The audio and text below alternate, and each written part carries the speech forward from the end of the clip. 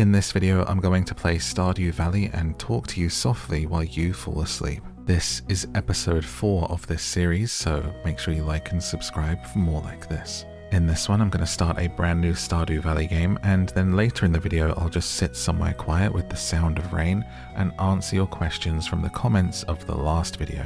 So if you'd like to ask me a question, a topic, or ask for some advice, pop it in a comment below and I might answer it in the next video, as long as it's suitable for people to fall asleep with. If you're new here, I'm Morph. This is my gaming channel. I also have a channel where I talk about movies, and I have a podcast called Down to Sleep. That's where I read books to help you sleep. It's free on Spotify and everywhere you get podcasts, and it's got a Patreon. If you're interested in that, I'll put the links to all of it in the description below, or just search Down to Sleep on YouTube, Spotify, or wherever you get your podcasts. But now, let's tuck you in. Take a nice deep breath for me, and let's get down to sleep with Stardew Valley. And for my very special grandson, I want you to have this sealed envelope.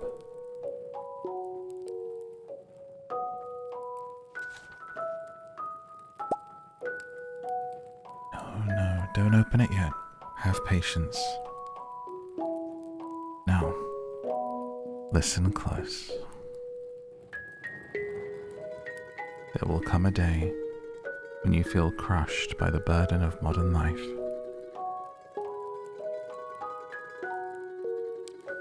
And your bright spirit will fade before a growing emptiness.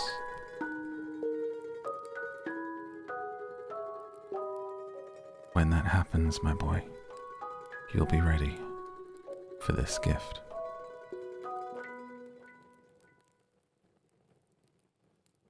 Now let Grandpa rest.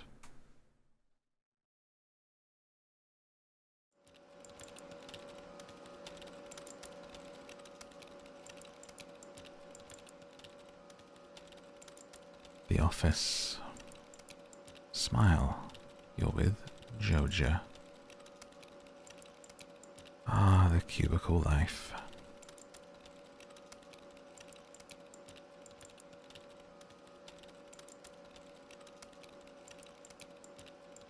Well, I will say that keyboard sounds quite nice.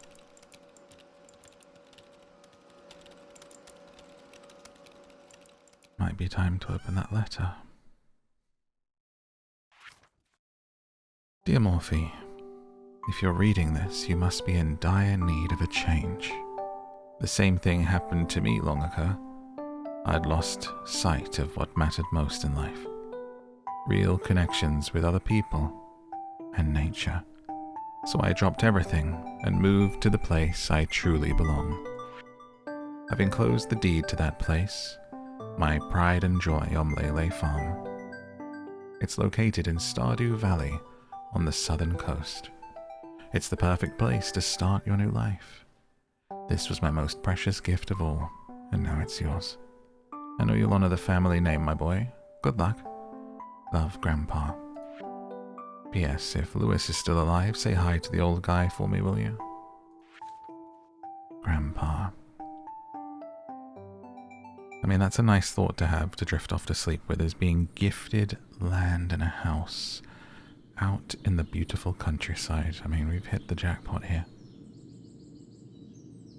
Picture yourself there on your new land, ready to start your new life in Stardew Valley as you drift off. I also noticed one of those little gremlins on Granddad's mantelpiece, which I'd never spotted before. Hello, you must be Morphy. I'm Robin, the local carpenter. Mayor Lewis sent me here to fetch you and show you the way to your new home. He's there right now, tidying things up for your arrival. The farm's right over here if you'll follow me.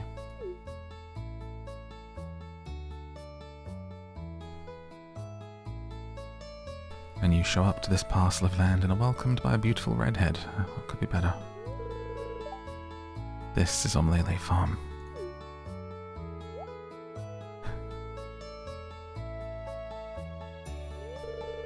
What's the matter? Sure, it's a bit overgrown, but there's some good soil underneath that mess. With a little dedication, you'll have it cleaned up in no time.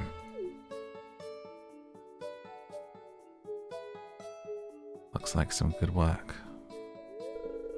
And here we are, your new home.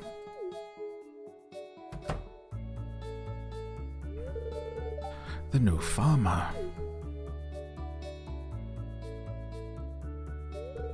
Welcome, I'm Lewis, Mayor of Pelican Town. You know, everyone's been asking about you.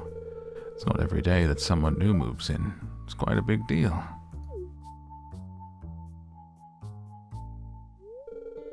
You're moving into your grandfather's old cottage. It's a good house, very rustic.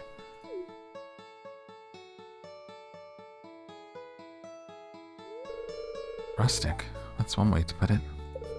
Crusty might be a little more apt, though. Rude. Don't listen to her, Morphy. She's just trying to make you dissatisfied so you buy one of her house upgrades.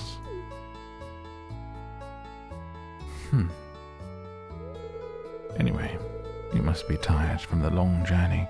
You should get some rest. Tomorrow you ought to explore the town a bit and introduce yourself. The townspeople would appreciate that.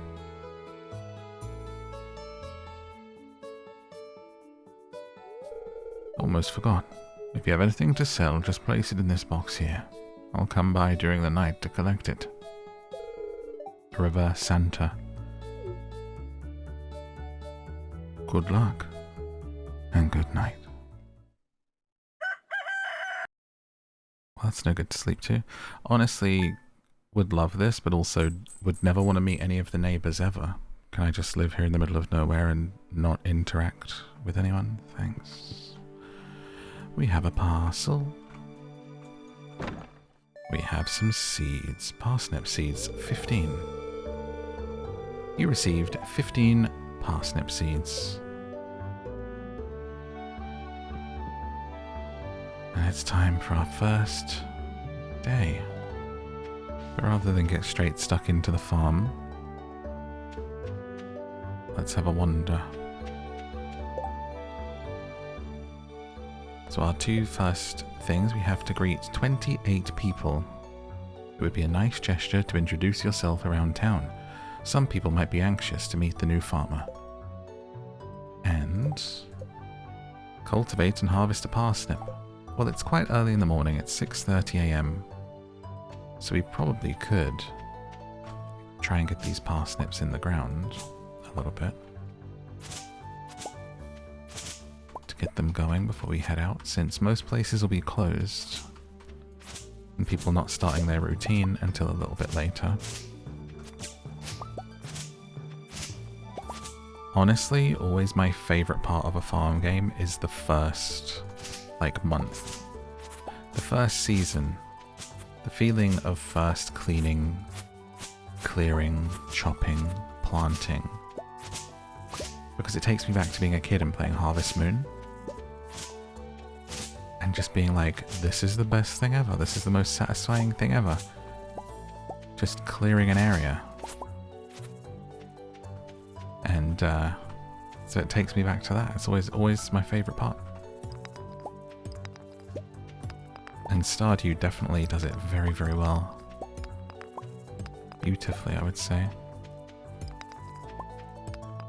Keep an eye on our stamina. Usually forever running out of stamina in the game. And let us chop these logs. I love the chop log sound. Chop. Chop. Chop. Just clearing a nice little space to plant some seeds at the moment. Very, very simple, quick space. And then we use our hoe. Try and have this in line with our steps there. We have 15 seeds. Let's go 5 on each way. Have a little 3x5 box going. And plant the seeds.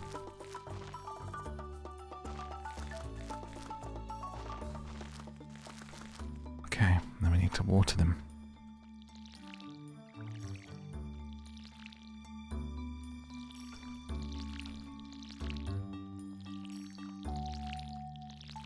I hope that's nice sound for you. Hopefully nobody needs the bathroom right now. Isn't that the worst when you just get comfortable? Especially during like winter time.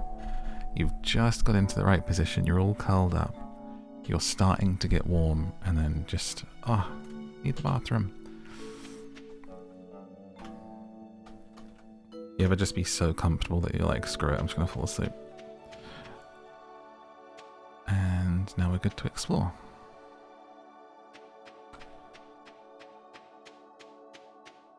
Head in to town for the first time and see who's around. I'm very bad at remembering people's schedules and finding them in this game.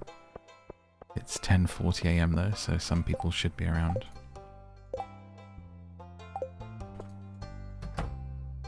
Let's go say hello in the store. Well, hello there, I'm Gus, chef and owner of the Stardrop Saloon. Hello. Mayor Lewis told me you just arrived. I'm Marnie.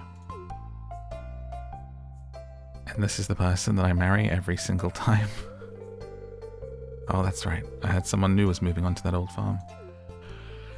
Abigail. A purple-haired girl that eats crystals. It's kind of a shame, really. I always enjoyed exploring those overgrown fields by myself. Well, how would you feel about one day living on the land of those overgrown fields, baby? And we have Pierre. Hey, Mr. Morphy, the new farmer. I'm Pierre, owner of the local general store. If you're looking for seeds, my shop's the place to go. I'll also buy produce from you for a good price. Let's see what you have. Try and get some stuff in the ground today, I think. Beans take 10 days. Cauliflowers take 12 days. Potatoes are very quick. Why don't we get some potatoes? To try and get some money coming in.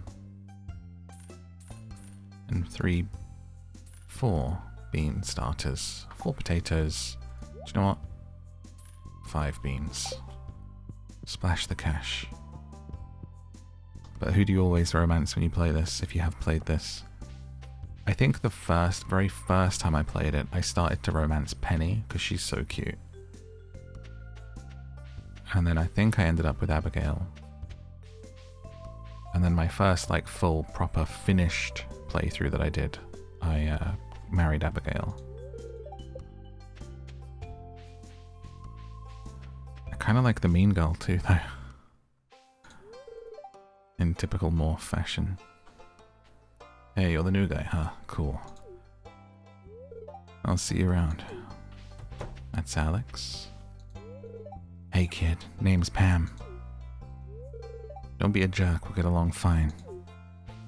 I think Penny lives in here. It's a caravan with her mum. Who, if you're wondering what she looks like, if you're just laying there falling asleep right now, is the type of person, when I play this normally, I give the voice of someone who smokes about 10 packs a day. Hello, I'm Penny. Hi, Penny.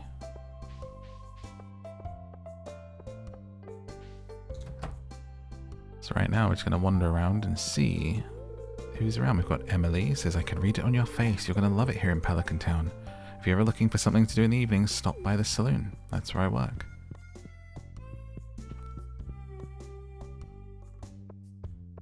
She's a barkeep.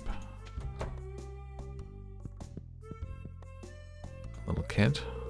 A stranger. My name's Vincent. Mama says not to talk to strangers, but you seem okay. That's not how it works. Oh, you aren't exactly how I imagined, but that's okay. I'm Jody. Oh, I also remember trying to romance Jody and being extremely disappointed that you couldn't. I think she might have been my first crush in this game. I know there's a mod though that lets you do that. Lets you romance whoever you want. And to that I say, go for it. Do your thing.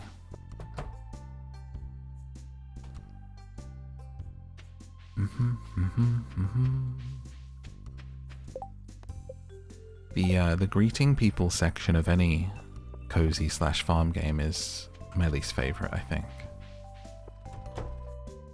It's tedious. Hello there, welcome to the Stardew Valley Archaeological Office. This is embarrassing, but the previous curator made off with the entire collection. We don't have any artifacts for display. I'm hoping to remedy that soon. If you find any artifacts or minerals out there, would you let me know? I feel like he should have some kind of southern accent by the looks of him. Well, hey there, what you bring me today? Hey there, baby girl, what you bring me today? Sorry, sir? Oh, I thought you were someone else, I'm sorry. You look like a pretty young thing. Oh, these are just two geodes that I'm carrying under my shirt. Oh, okay then, never mind. I'm Clint. Hi, Clint. Clint the blacksmith. How many have we met? 13. Ah, that'll do it for today. Let's go back. Isn't this music such a vibe? I have the vinyl collection and it's so nice. They're like separated by season and each vinyl record is coloured like a fruit of the season and has its own cover. It's great. Waited forever for it to come back into stock and then got it before it sold out. One of my prized possessions in my collection there of vinyl records. I just collect gaming soundtracks though. Don't want to go crazy. If I start doing movie soundtracks and actual albums, I'll like be broke basically. So I limited it.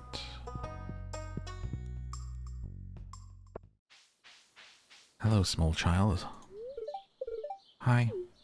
Who are you, by the way? Oh, I couldn't even see your name. Didn't read it.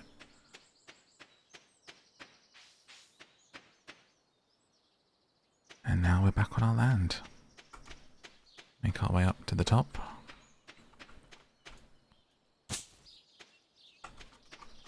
Again.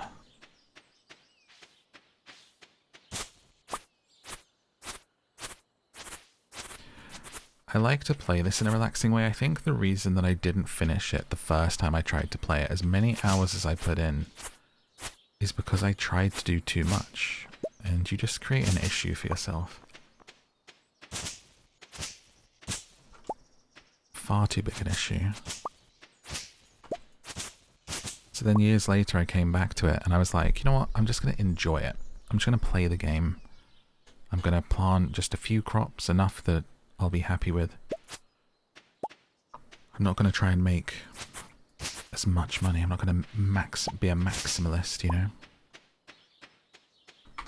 And it went so much better that time because this game can, like life, get overwhelming if you try and do too much. And so that was an important lesson, was just to take it easy. We could probably all learn from that in the real world too, couldn't we? You know? You gotta slow down. You've been working so hard. Okay, we're gonna plant our 5 beans. And then we've got 4 potatoes to go in. And I think I'm just going to put like a line of them here because it doesn't quite match up with anything at the moment, does it? And then we water everything. I should have looked when I last opened this game before I started recording, because I can't remember when I last played it, but it was years ago. I started a stream. I was going to do another live stream playthrough years ago. And we did a few days, but it felt like people weren't feeling it, so I ditched it, as I do.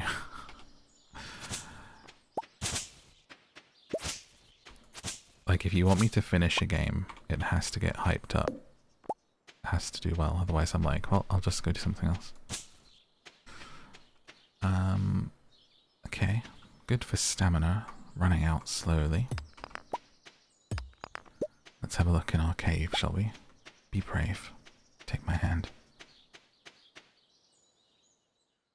We got a little cave. Something up there, isn't there?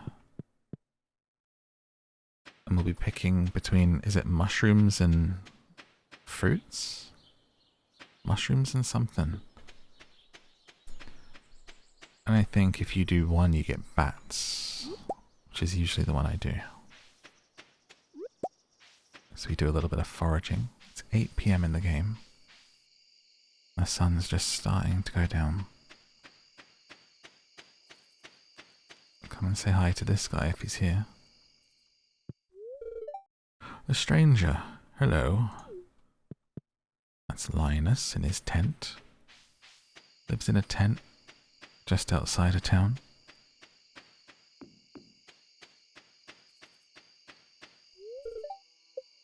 Locked. Let's pop to the saloon and see who we can see. To finish our first day. And I've never done the Joja Mart route playing this. It just seems like, I don't know, wrong. And wrong in a way that's not like, oh, I'm doing the evil playthrough of RPG. It just seems wrong. Really wrong, you know.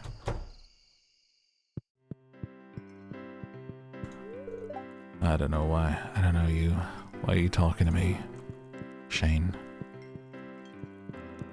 The drunk.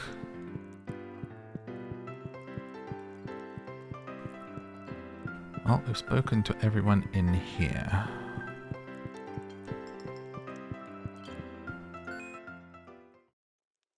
I love the little arcade games.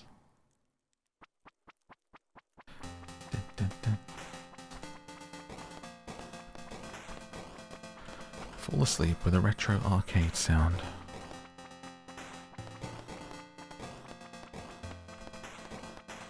Has the best mini games. Bum ba dum. How does this one sound? Skull-shaped keyhole. Oh. That's the minecart one, right? Right, better head home to get ourselves to bed for our first night in Pelican Town.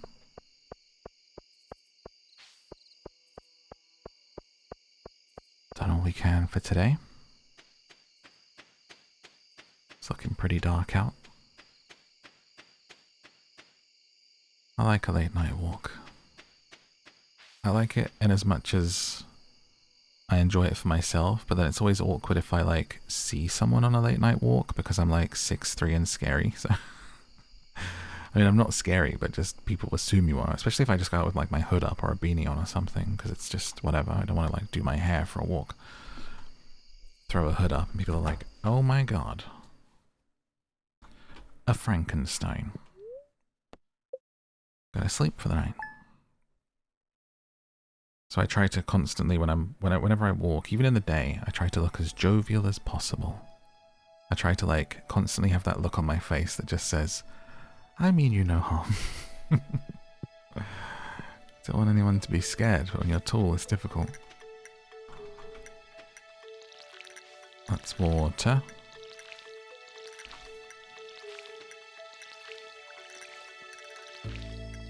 Which does just throw me back to the story that I told in the Hellblade playthrough.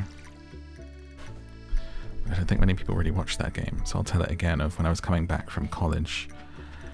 And literally from leaving the class, a girl that was in my class must have lived near me because we got on the same 2 trains and then were walking down the same roads. And so like the whole way I was behind this girl from like the end of college and the end of this class that we had together. And I thought, this is like, she thinks I'm following her at this point. It's been like a 40-minute journey. And I ended up, just as we were coming down a road, calling out, I live round here. And she like jumped out of her skin. It's like 4 PM in the afternoon. It's like not a scary thing, but it is a scary thing. Because I've just been like behind and consciously like, this is now awkward. I live round here. She like jumped and turned and then we talked and were friends, but she was like, oh, I was like so scared and thought you were following me. And I was like, no, I figured I just live up here. She was like, oh, okay. So stupid.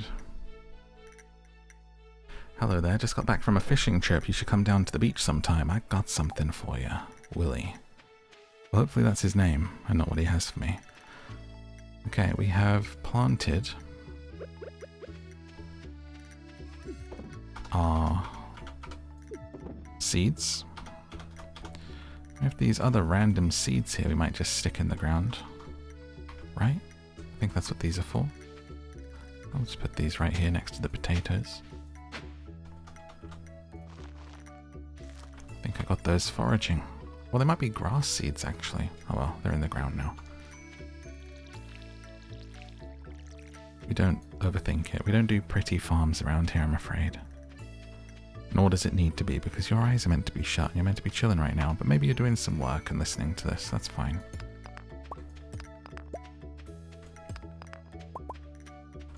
It's like a lot of people listen to the podcast and they say, I just listen to this like a story. I listen to this in the car. I listen to this at work. It's like, it's fine. It's totally fine. Use the content however you want. If you want to be wide awake and listening, perfectly fine with me.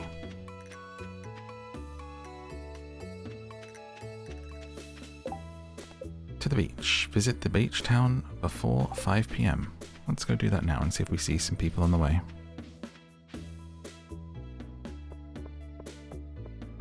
Da, da, da, da, da, da.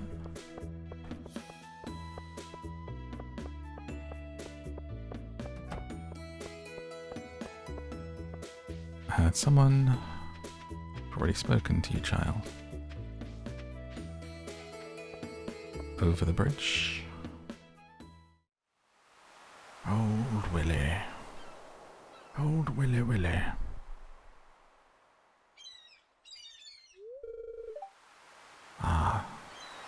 The sound of waves, dude. That is one of my favorites to fall asleep with. Exactly this ambience right here, without the seagull. That sound of a wave crashing, coming in. Oh, it's the best. Ahoy there, son.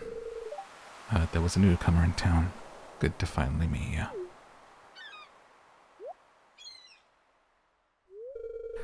I'm still trying to unwind from a month out on the salty seas. It was a big haul, sold a lot of good fish. Finally saved enough to buy me a new rod. Here, I want you to have my old fishing rod. It's important to me that the art of fishing stays alive. Maybe you'll buy something from the shop once in a while. He's a pusher. A fish dealer. You received a bamboo pole.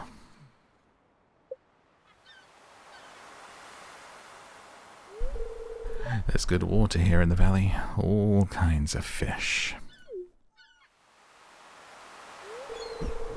Oh yeah, my shop's back open now, so come by if you need supplies. I'll also buy anything you catch. If it smells, it sells. That's what my old pappy used to say. I actually really like doing the fishing as a way to make money in this game. I think that's why I've never really got I do the farming, but not to the extent that it like overtakes mining and fishing. Like I'll do that more, but we'll see how we go, you know? So let's see, can I actually do a fish without any bait on? I can't remember. Casting my line. Being patient. Got a nibble, got a hit.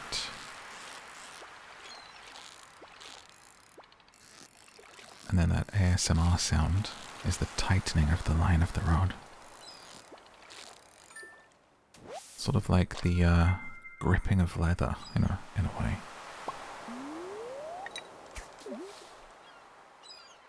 It's really interesting sometimes thinking about where sound effects come from, isn't it? Do you ever watch the people who make it? Foley artists, they call them. And they truly are artists.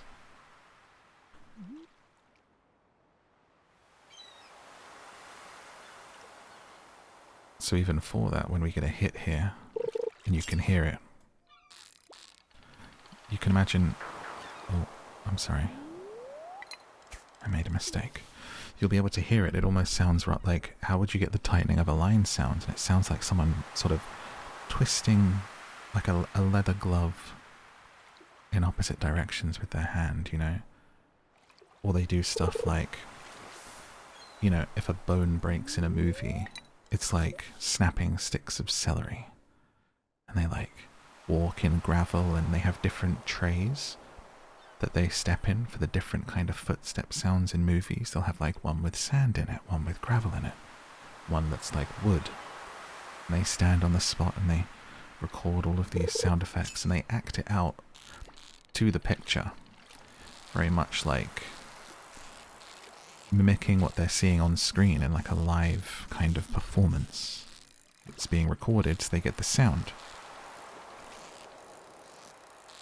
And you can kind of hear that with this, right?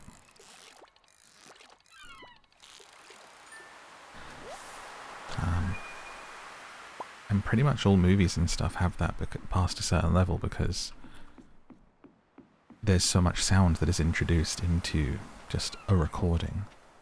Even me sat here recording, there's like so much that goes into preparing a room or like having a decent microphone and setup and all of this stuff to avoid sounds being introduced. So imagine if you're filming a movie on the street, you've got all of these sounds, you can't hear someone's footsteps, that stuff has to be put into the movie, or the person watching it has a disconnect, doesn't seem like it's real. There we go, sell my fish off because my inventory is full, which is a very common occurrence for me in these kinds of games. Try not to do it too much today. Where's that guy that lives on the beach? We've got someone to say hi to here, haven't we? We can fix that bridge for 300 pieces of wood, but isn't there like some romance novel looking long-haired buff guy that just hangs out down here all the time? Looking like he's off the front of some filth novel. Sure of it. I'm Sam, good to meet you. Hello, Sam. Wow, my stamina is already nearly gone for the day. I guess I could eat. I could always eat. I had such a nice dinner today. I had pre-prepared jerk chicken with rice and beans, but instead of just having that on its own, I put it in a tortilla with a little bit of Cholula hot sauce, which is my favorite hot sauce. I don't care what's in a tortilla or a taco, like if I'm having one, I'm throwing Cholula hot sauce in it. Great time.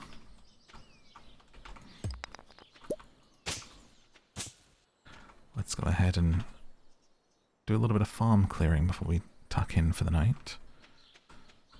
I'm going to leave that tree there because it's quite nice, and chop down some others. But it tasted so good. I only just had jerk chicken for the first time recently. And I love the sauce that it comes with. Oh my gosh. So nice. Da-dun, da-dun.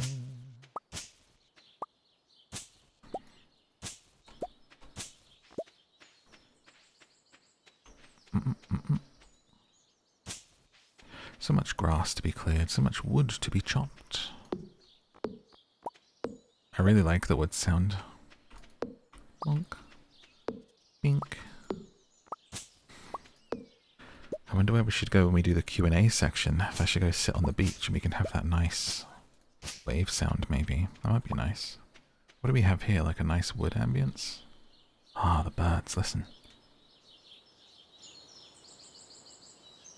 This is legit what it sounds like in my secret spot that I go to by a river.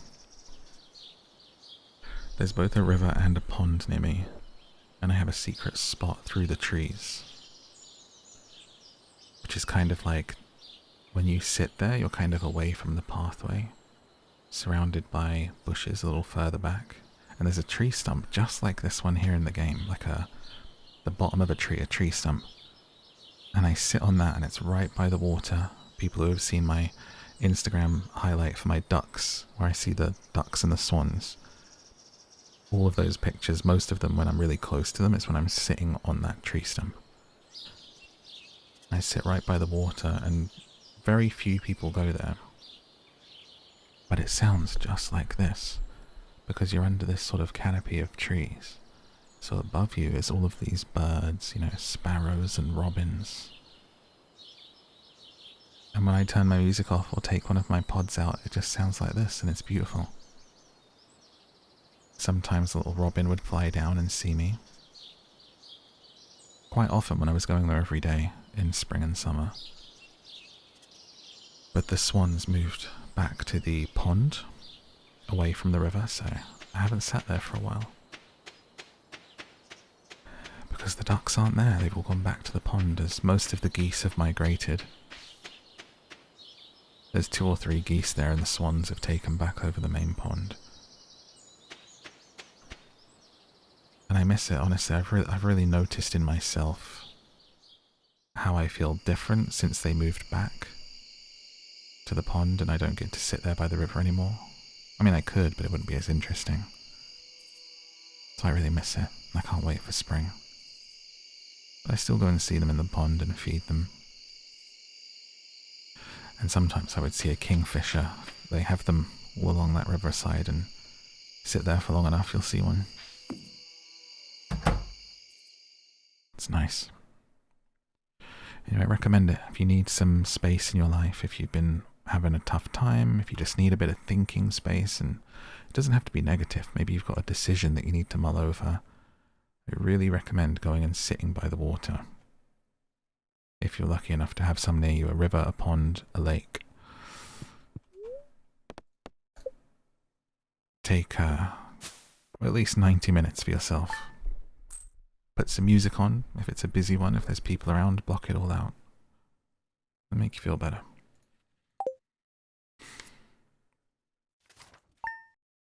Just like the start of this game said, I think reconnecting with nature in some form and not in a... Oh, hello? That'd be a frog. Not in a... Speaking of nature, not in a... Doesn't have to be in a hippie way if you're, you know, adverse to that. It's just in a way of you taking time for yourself. Oh my god, it's raining? Wait, have we got rains? Oh, this is the best. Oh, that's my second favourite thing. Oh, actually, maybe... I'll go rain number 1, waves number 2 to sleep to. This is perfect for us right now. Okay, we've got some mail. I keep finding cool stuff. My backpack's full. So the backpack is for sale in Pierre's, and I think I'm going to be needing that, aren't I? Let's... Oh, actually... There's crafting in this, right? I'm not crazy. It's been so long. We could make a chest, and then my pack won't be so full. So let's collect some wood.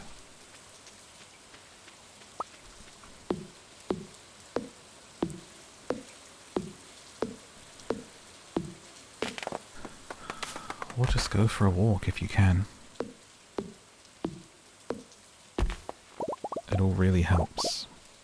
If you're someone who's inside a lot, like I have been. For a very long time. I'm an indoors person, you know, I'm an introvert, I'm a homebody. It's very, very easy to get into the habit of not going out.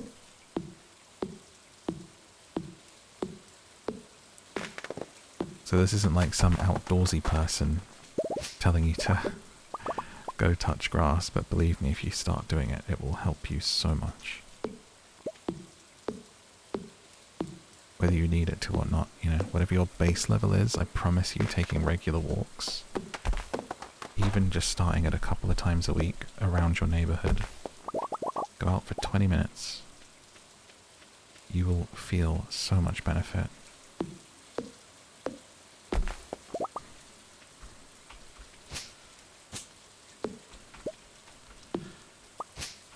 Dun, dun, dun. I've got some new ideas to sleep on. Did I just unlock crafting? Something.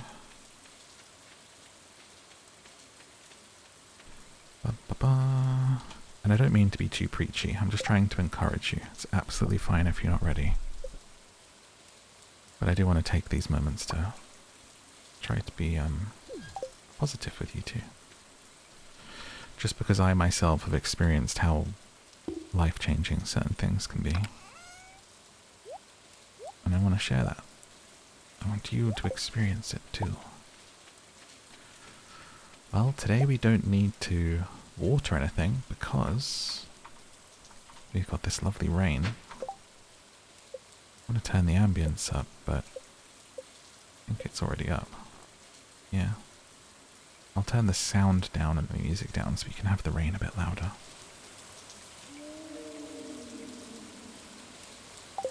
And the ghosts, you know.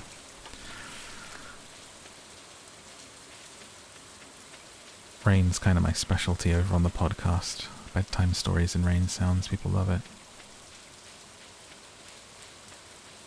I just started doing it because I'm obsessed with rain myself and thought it sounded good. And now like every sleep story podcast copied it.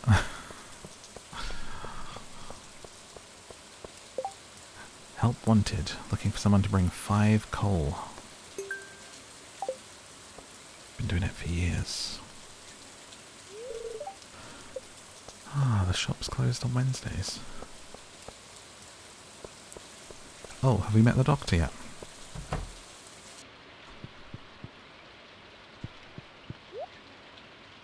You're not the doctor, you're Pierre, aren't you? Aren't you the same guy?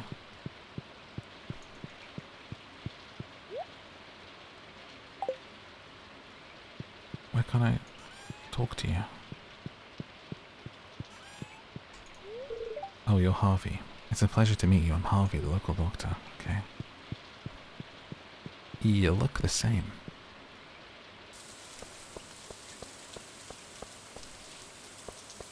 How many more do we have to meet?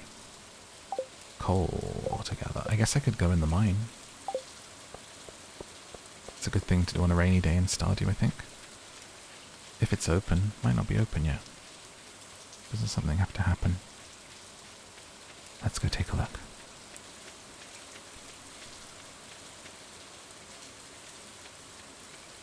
Dun dun dun dun dun dun dun dun dun.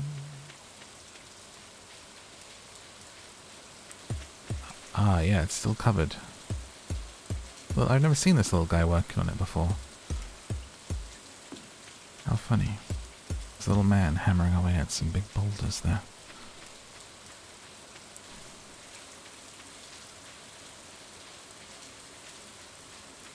I guess we could do a little fish. Old fashion. We still have to meet another 9 people. As we walk around in the rain. Which is the best feeling in the world ever.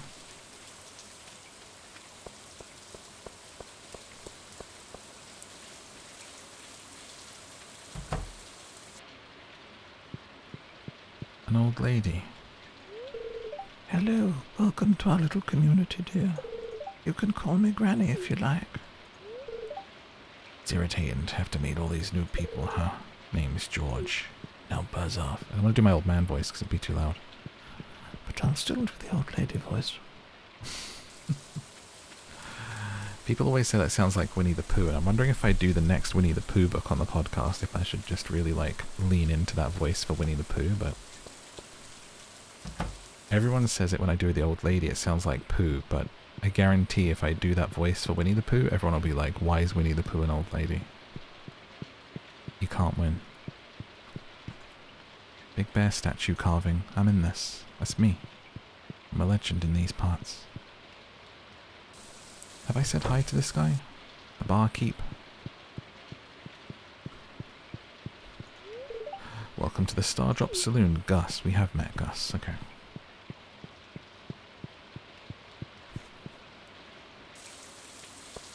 Dun, dun, dun. I think there's actually a mod that stops you having to do this first quest, right? I believe. I'm just gonna let it happen when it happens. I'll just see people when I see them, you know?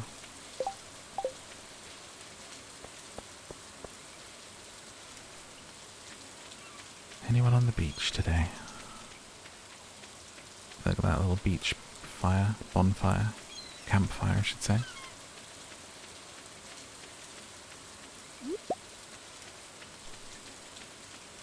Probably sell these clams. Never had a clam chowder.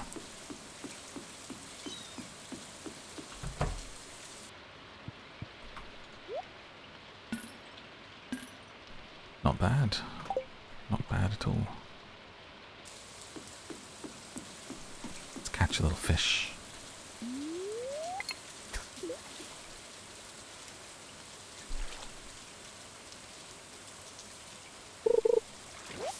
Oh, caught some seaweed.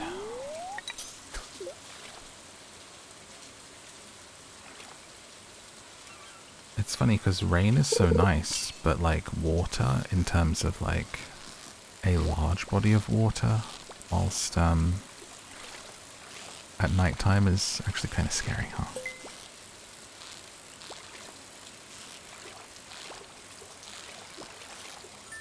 But maybe that's just because I'm scared of water.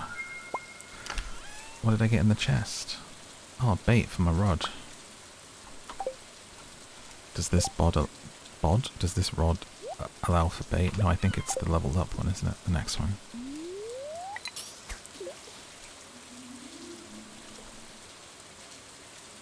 Let's catch one more. All these easy early game fish. And some people really struggle with the fishing. Definitely some of the legendaries are very hard. You have to be gentle. You have to know when to be hard and know when to be soft. Firm but fair, with a steady click.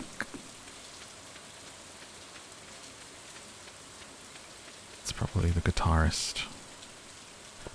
Guitar fingers. Let's go this way. We haven't met you yet, my dear. Oh, you're that new farmer boy, aren't you? That's me. I'm Haley. Why do I feel like, oh, you're that new farmer boy has been the start of many an ebook. Many a very short novel on someone's bedstand. Many a smut. Let's keep exploring. Nice to meet you, Leah. Picked a good time to move here. The spring's lovely. I think Leah's cute too. Dude, everyone's cute in this game. Stardew really nailed that in the way that honestly a lot of the sort of farm, cozy, either Stardew rips or life sim games don't have very good romanceable options. There might be one these days that resonates with you. I think because they just tried to go so crazy with them now and have them be so wildly different that there's always just one that resonates. If you're lucky. And Stardew, like, everyone's romanceable. Everyone seems great. Everyone's cute. And for it to have been like the original, is that because of rose-tinted glasses or is it genuine? I don't know.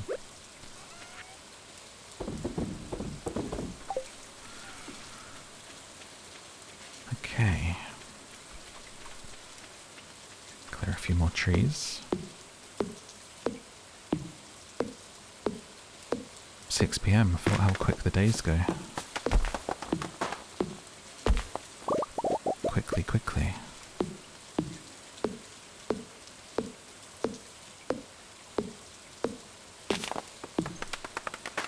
Only really cutting these so we can see a bit better. On the farm. Alright there, Mr. Frodo. I weren't dropping no eaves. I was just in the garden.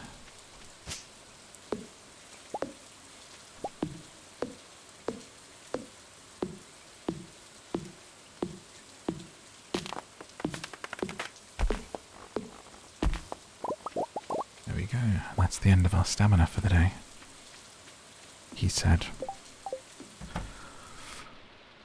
Let's go to bed. +1 axe proficiency. Trees sometimes drop seeds. New crafting recipe, wild seeds and field snack. Yeah, I should probably start taking snacks to keep my stamina up. Day 3. Now it's day 4 of spring. Year 1.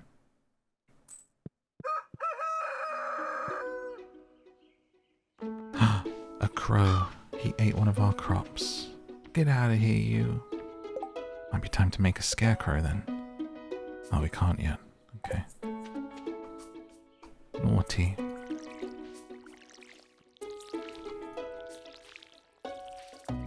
One of my parsnips. Crows are really smart. They can talk. They mimic perfectly. Better than parrots even. It's crazy. Never knew. The things you'll learn on TikTok, honestly. Spring music has begun, playing my pan flutes in your ear. Skip-a-dee-bee-boo.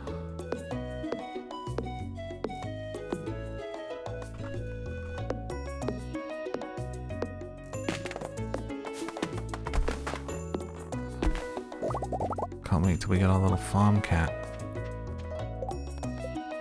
Okay, we've just got what's 5 people to meet?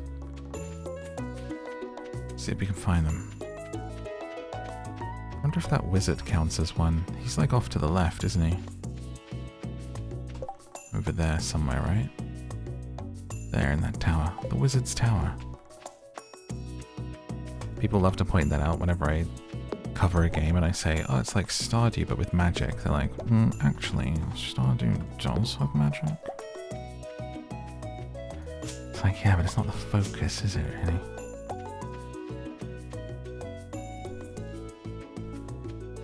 Not everything is an absolute. Sometimes we just say things for quick shorthand. It doesn't have to be 100% true. Never let the truth get in the way of a good story. Or in this case, a good TikTok.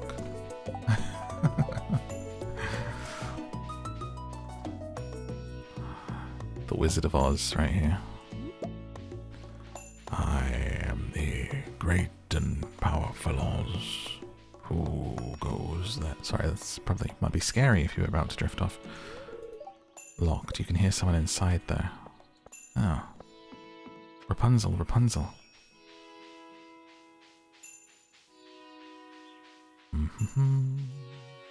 I think I'm going to re-record The Wizard of Oz this week after seeing Wicked. I have that book completed on my podcast, but I did it like in 2021.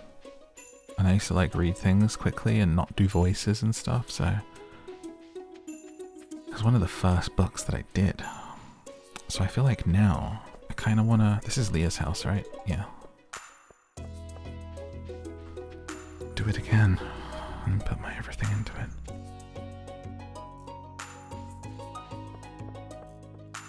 Give it my all, you know? We're very lucky to have a library in such a small town. Yes, you are. A library is so cool. Love a library.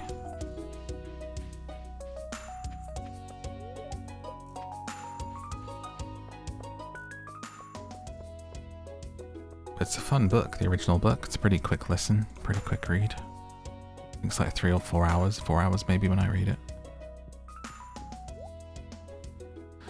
Hello, dear sir. Could I have a couple of cauliflower seeds? Oh, my inventory's full. Well, here's a pine cone and a horseradish. Could I have a couple of cauliflower seeds, please? And please, sir, may I have some kale? Thank you. Here's some sap for you. Because I would like to buy some tulips. Speaking of the Wizard of Oz.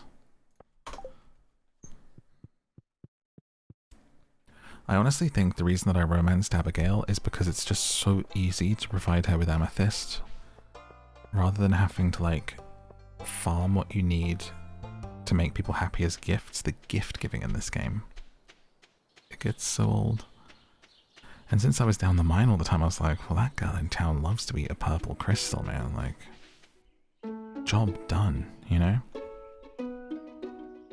So rather than actually liking her, it was kind of a marriage of convenience. People pleasers, we've all been there. Let's put these tulips out front. It'll look lovely. Dun, dun, dun, dun, dun, dun. And then we've got 4 cauliflowers to go in. We'll go ahead and put these next to our potatoes. Like so. I'm gonna throw some water on there now.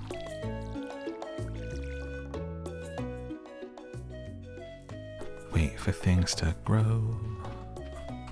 And 1 kale right on the end here. Boop. There you go. What a beautiful farm you have. Now, I'm pretty sure we haven't met the dad up here yet. In the house. Can't remember his name. I think he looks at the stars sometimes. Out front. I'm gonna guess his name is Benjamin.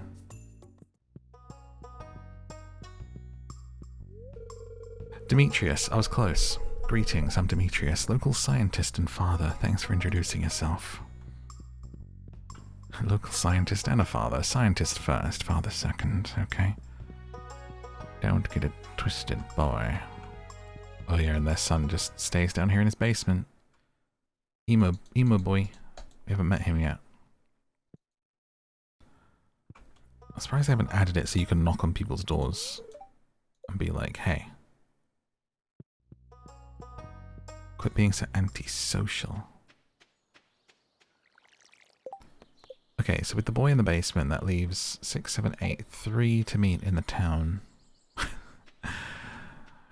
The new Amazon bestseller, Boy in the Basement. There's been a crime in the town. A boy is left in the basement. Dun, dun, dun, dun, dun. People love a grim book. People love a true crime. They love a grim story, a grimmery. Hello, hello. Hello, you must be Morphy, the new farmer. I'm Caroline. You're the farmer, huh? Interesting. I mean, I'm just saying, if you are watching and not just listening, like, Jodie fine. Jodie for a 2D pixel side on her side profile, immaculate. The way her, like, single plait is over her right shoulder like that, immaculate, you know? Her cute little purple mauve top, which matches the heart on my t-shirt. Immaculate. Smash. Sorry. Okay, we've met everyone in here. Why do I feel like there used to be a map that told me? Okay. Jodie, Kent, and Sam. I haven't met Kent. See if he's home. Oh, Kent. I was just speaking disrespectfully about your wife. Come out, come out. It's all for jokes, by the way. I would never speak like that in real life. Oh my god. Bum, bum, bum, bum. Imagine saying that and someone overhearing you. Smash. Sorry, what? Awkward.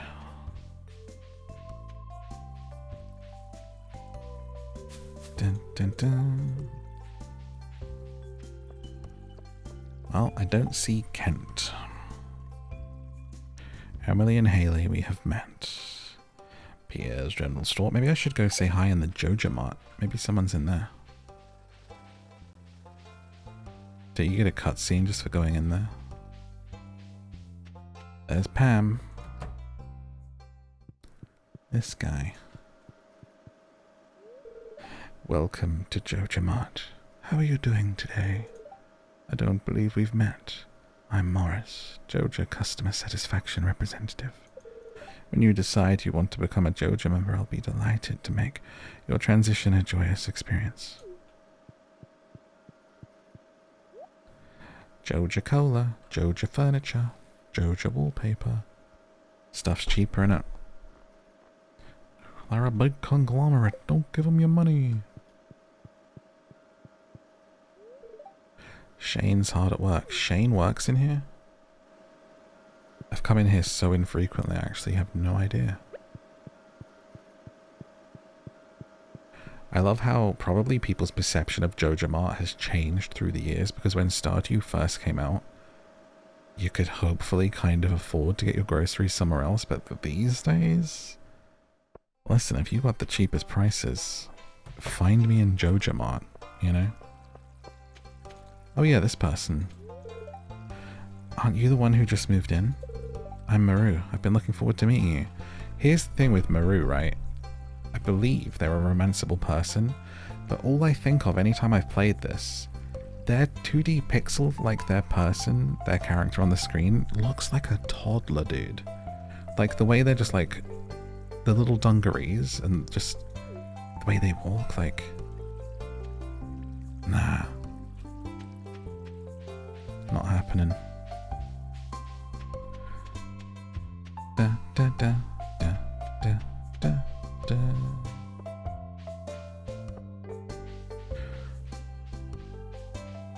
So that leaves us with Kent, which would make 27, and the emo boy for 28. And then we'll be done with greeting people at least. But what's Kent's sketch? Oh hey Jody, how's it going? I've never met a farmer before. Well, maybe you're first, you're last, you're everything. Sorry, I'll be going now. She's like, my husband will be home any minute. That really is turning into a Dude, no wonder I liked her. Coming out with stuff like that, please. Oh, I've never met a farmer before. That's flirting. That is 100% flirting. Ba-dum-ba-dum. I feel like I'm one of those people though where either I think, oh wait, that guy. Elliot. Have we met Elliot? Oh, he just literally just went inside. You know, like, as a Leo and any other sign or person that has these moods, you either think everything's flirting or you think nothing's flirting. Like, I've been told that I'm oblivious many, many times.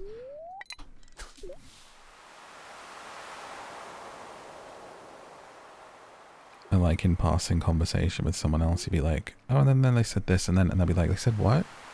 And like, oh, they were like super like flirting with you or like you or whatever. You're like, nah. I'm like, you're an idiot.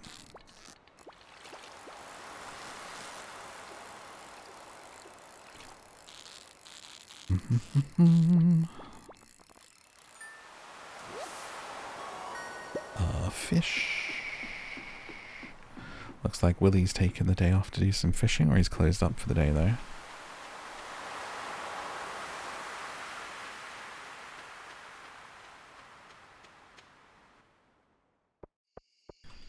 Let me see. In my little journal of people. Elliot and the emo and the wizard. Oh, maybe I have met Kent then. Have I? Or is Kent not in this? Wait, isn't her husband away? Oh, scandalous. I should have installed that mod. Okay.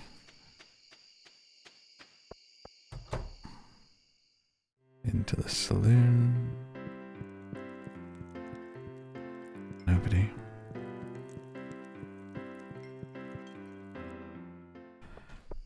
I remember like playing this properly for the first time, just constantly having up the Wikipedia, the Stardew Wiki, for people's routines and like what gifts to give them and stuff. It's one of those kinds of games, you know.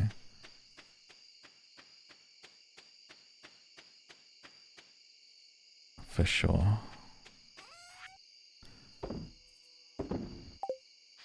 Let's store some stuff here. In the chest, put in the wood and the bait, since we're not using that just yet. All of our stuff's watered. I think we might just sleep. Try and catch that kiddo tomorrow. He's a moody boy, living in his basement. Never leaves the house. Day 5. We got some mail. To our valued JojaMart customers, our team members have removed the landslide caused by our drilling operation. We apologize for any inconvenience. That means you can go in the mine now. Also, how dare you send me that message when I haven't even shopped in your place? Oh, we got our parsnips. They're ready for picking and plucking. Perf. Okay. Mission complete. Robin, the local carpenter, lives north of town. In exchange for raw materials, she'll build a coop so we can raise some animals, reach farming level 1, and craft a scarecrow. So can I craft a scarecrow now? Speaking of a Wizard of Oz, no, nothing yet.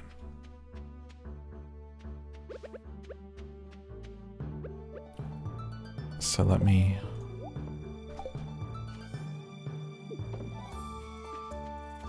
keep 1 parsnip for the community centre.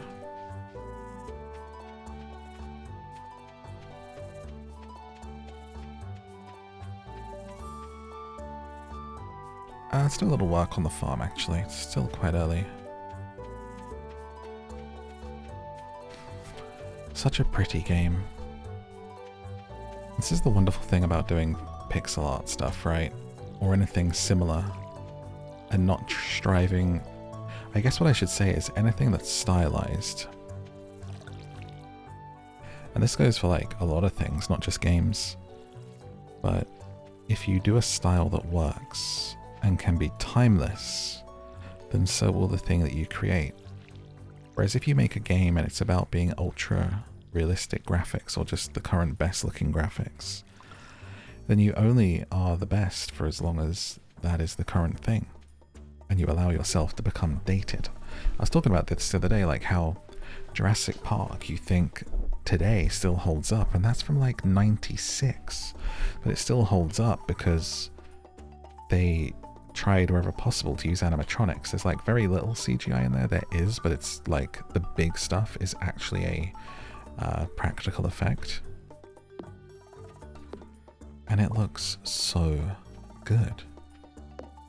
It looks amazing.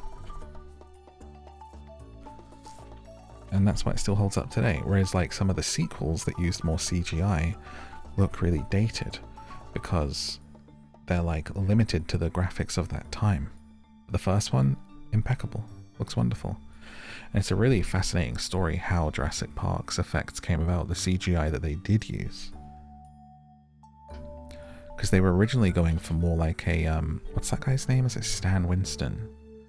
Who does like the Jason and the Argonauts, like skeleton stop motion style fight stuff. And that's originally how the Jurassic Park dinosaurs were being done. And it was like this couple of rebels that were working on CGI stuff.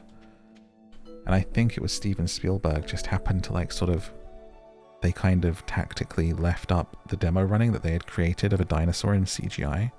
And he was like, what's this? And it kind of like changed the whole direction of Jurassic Park's look.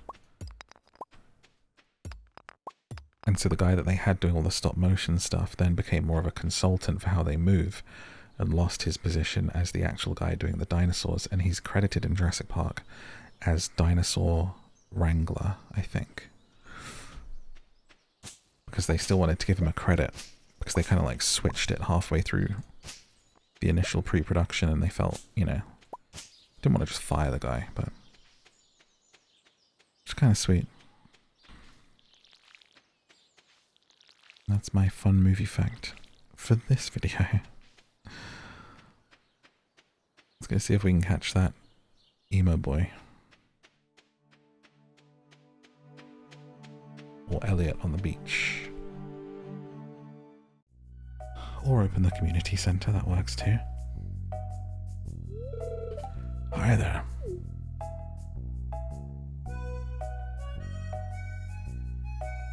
Cutscene. What an eyesore. A dilapidated old town centre.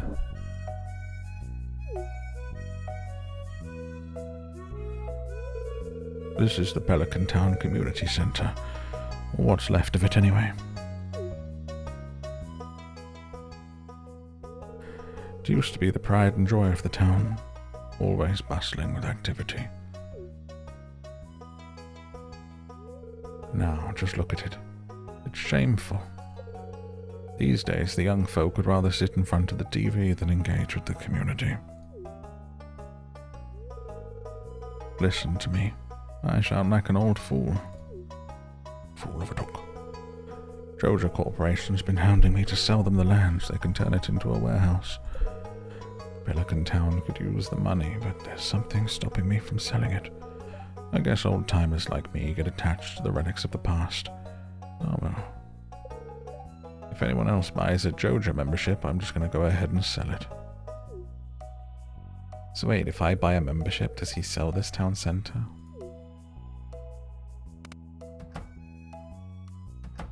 Never done it.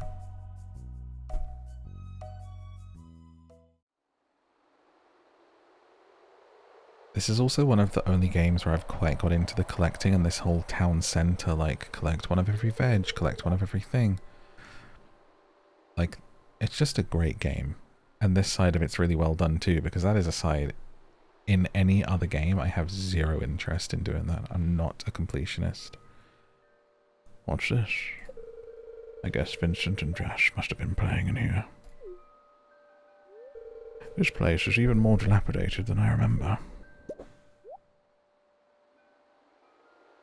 And a little green fairy dude appears. What?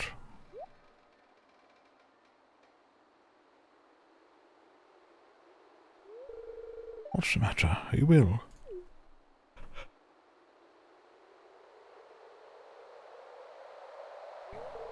You saw something. I wouldn't be surprised if this place was full of rats. He appears again. A green ghost? Worrying me. Look, I think I'm going to head home. I need some lunch.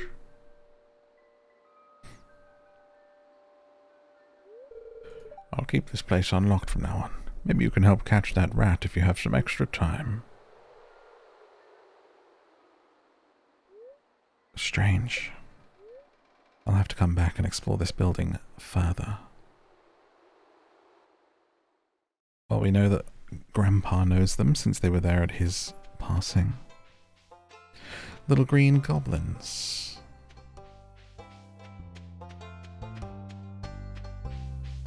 Let's go take a look in the mine whilst we're here.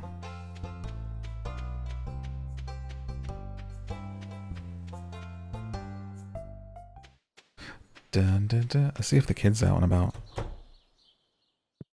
Nope. Is he still in his basement? He is. God damn you.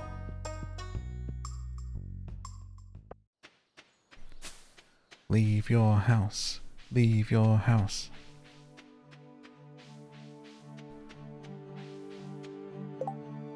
Have I gone the wrong way?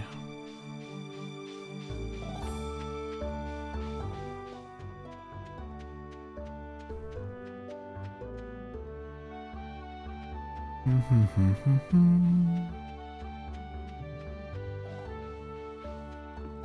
think, can we get to the mine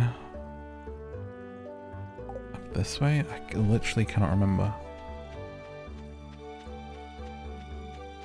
There it is. Right? Nope.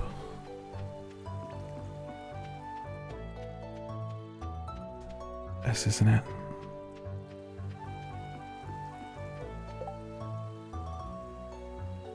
It's up. It's where we were. Why has this left my brain? I have hundreds of hours in this. It's been too long.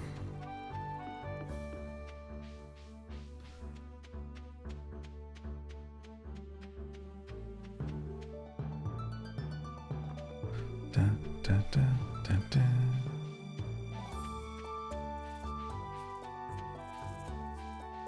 Oh, it's up here past you. I saw a person and I got scared and avoided them like I would in real life. Oh yeah, the Adventurers Guild.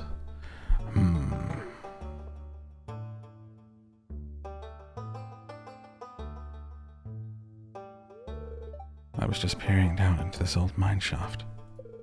Been abandoned for decades. Still, it's probably good ore down there. But a dark place undisturbed for so long. I'm afraid ore isn't the only thing you'll find.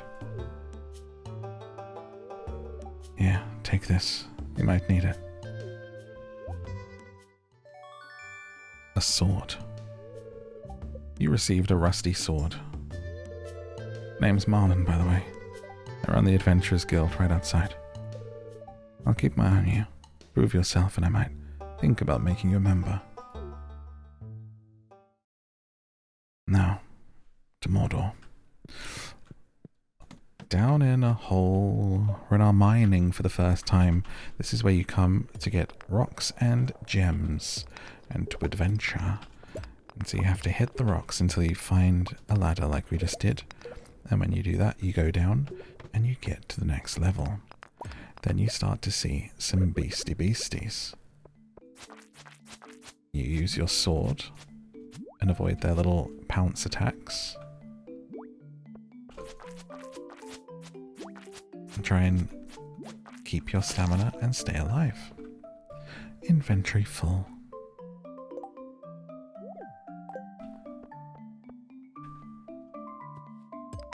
Now, is that coal thing still going? Reach level 5 in the mines. Investigate the community center.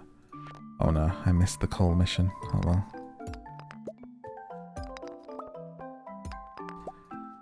Let's see if we can't get level 5 before we run out of energy. This is definitely where you want to bring some food if you're trying to go deep, you know?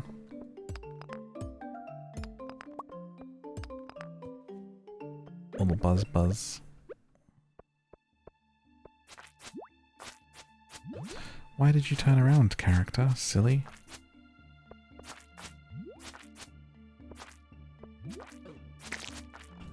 I'm so bad at the combat.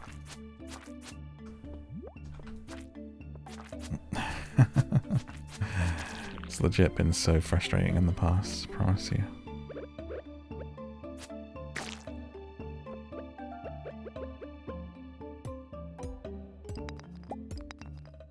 Looking for the ladder down to get our way to the next level.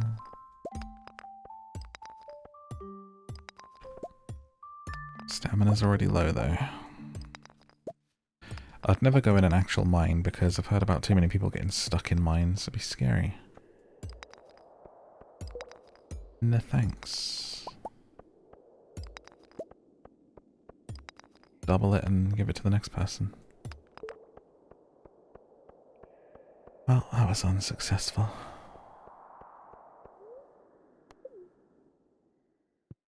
But good to have access to the mine. Does the adventure not count as me meeting someone? 26 or 28?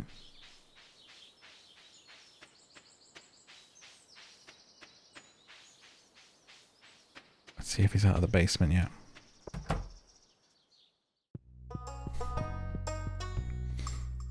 He is. Let's see where he's gone.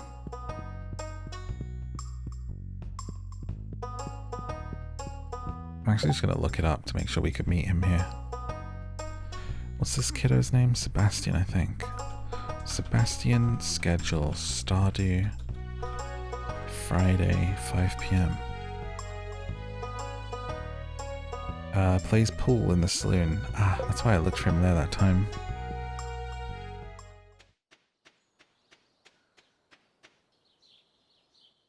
Let's go do that. Funnily enough, it was actually like the Google AI overview that popped up with that info. It's wrong like 90% of the time, so we'll see if it's right this time.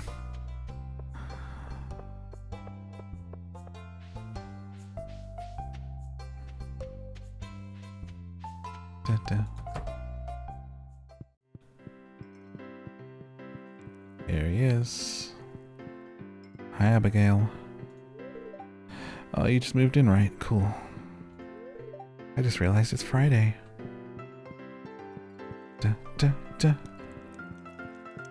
Okay, so who's our last person to meet? The wizard, right? Oh, or Elliot. For 28. Elliot, schedule. Friday, 6 p.m. Leaves the bridge to return home. Damn. Leaves his cabin to stand on the bridge just north of the beach. Elliot. You're the last person we have to see.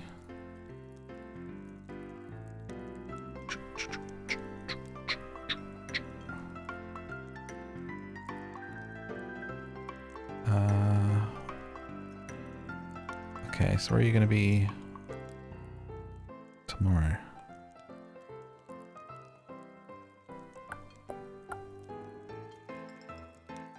Usually just stands by the bridge between 3 p.m. and 6 p.m. Alright. There you are. It lied to me. Ah, the new farmer you've all been expecting, and whose arrival has sparked many a conversation. I'm Elliot. I live in the little cabin by the beach. It's a pleasure to meet you. Filth. You must join me sometime in my little cabin by the beach.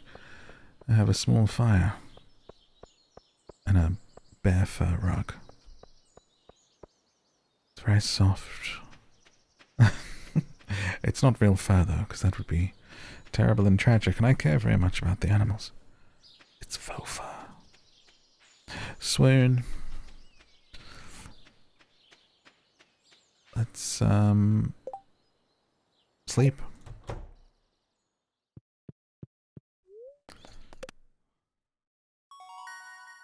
Watering can, scarecrow unlocked, hoe proficiency, very proficient with the hose. As we enter day 6 of spring, year 1.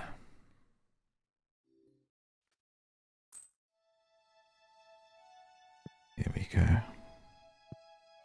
We've woken up. Oh, someone at the door. Hi there, good morning. I noticed you've been breaking some rocks open and finding ore, that's good. If you want to get the most out of the ores you find, you'll need a furnace. Just so happens I had an extra set of blueprints lying around here. I want you to have them. Blueprints. Learned how to craft a furnace. Thanks.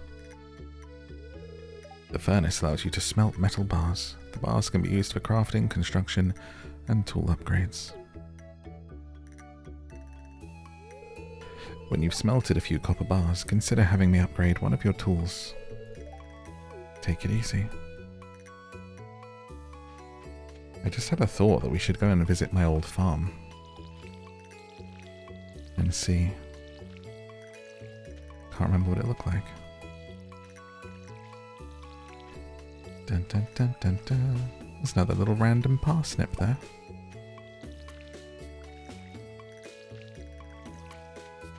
Now I have 2 parsnips.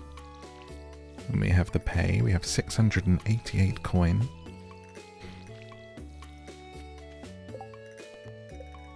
Give someone a gift.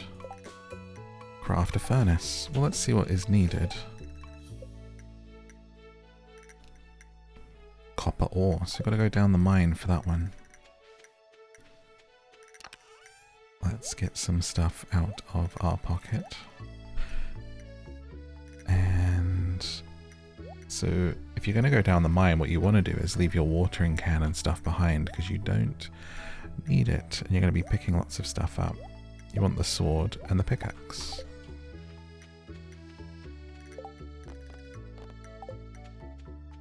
And then you can get a lot deeper.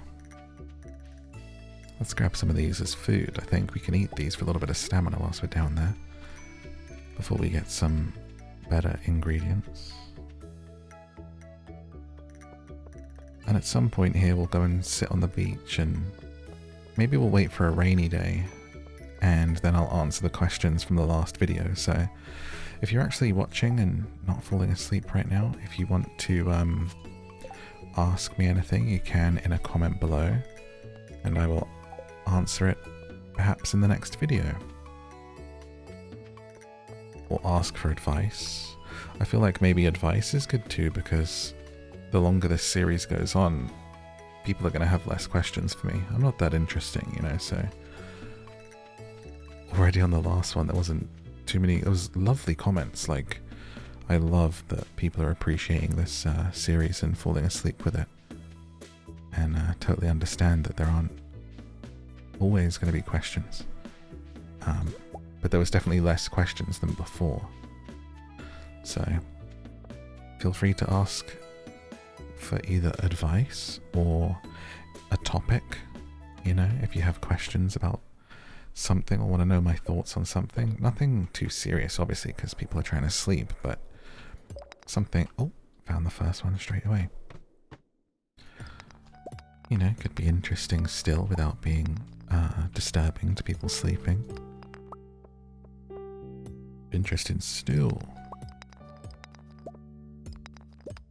And I will pick a bunch to answer each time. If eventually it gets to the point where there aren't any, then I might just not do the Q&A bit, or I might just sit somewhere and ramble myself, you know, like, it doesn't have to happen, it's okay, no pressure. I'm sure the series will naturally evolve, but I'm really enjoying doing it, and people seem to be finding it really useful, which is the most important thing.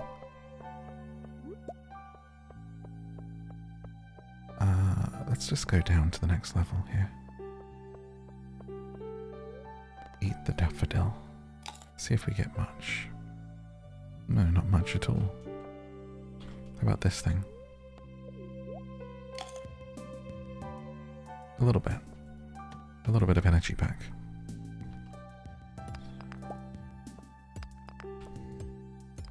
You know, honestly, above anything else, I like my content to be useful. I feel like that's at the core of everything. Whether it's me sharing a video game that people then say, oh, this is great, I picked it up myself, I had a great time playing it, or I got to relax whilst watching this video, you know, like, it's more important than anything. Or I laughed, you know, making someone laugh, isn't that a great feeling? It's always the reason for anything, right?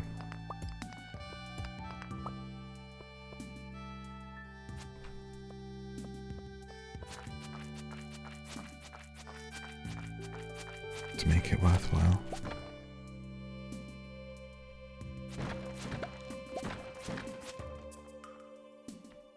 Got some amethyst. You know who likes those? Wait, those are cave carrots. Those are really good for getting your energy back. Oh, we just found so much copper down here. Just gonna mine away at this now.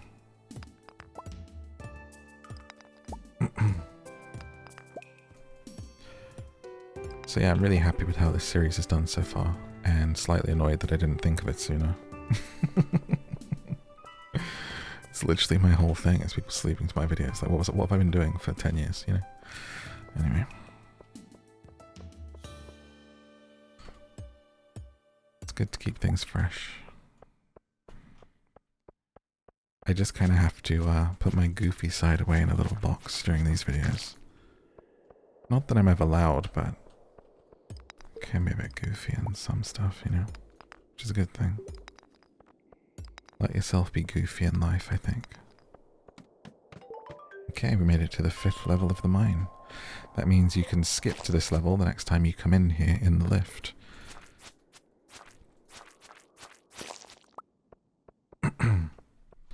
Everyone's talking about their Spotify Wrapped. I wonder what mine's going to be. It's going to be, I'm predicting now, all K-pop and classical movie soundtracks. Like, that 100%, because that's on my walk. When I'm walking to where I go, like K-pop, and then when I get there, it's like chill movie soundtracks or like emotive stuff. So, but I'm interested to see which tracks got played the most. I mostly just load up the same playlists, to be honest. So it's not even going to be songs I had on repeat. In terms of songs I had on repeat, you might get recently a lot of Paramore, maybe some Linkin Park. I know I was so much played in Linkin Park that they like gave me a Spotify access to like buy a exclusive vinyl. They were like, this was months ago when they reformed. They were like, you're in the top % of Linkin Park listeners. Here's a special access code. I was like, oh, didn't think I'd even listen to them that much. Let's eat a cave carrot. Oh, that's a lot less impressive than I remember. Does the job though. Ah, we found the ladder. Nice. I don't think we'll have enough stamina to get to 10. But we'll see. Might get lucky.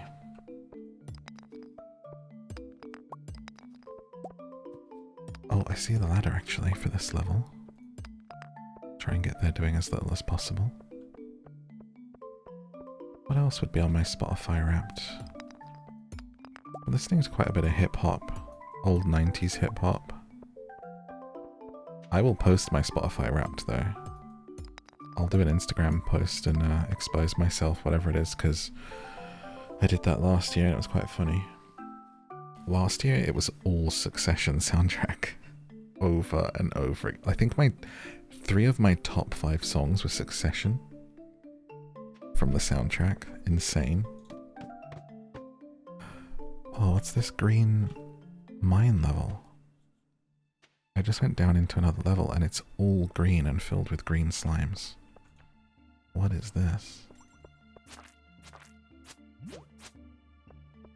Is this special? I don't remember seeing this. I mean, I haven't played. There's been a lot of updates, like 1.6 and everything. I don't remember this, but I am fairly forgetful, so doesn't mean it's not a thing.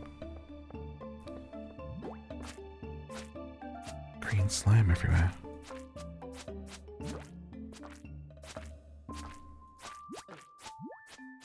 Getting beat up. I feel like my most played songs are gonna be XG for sure.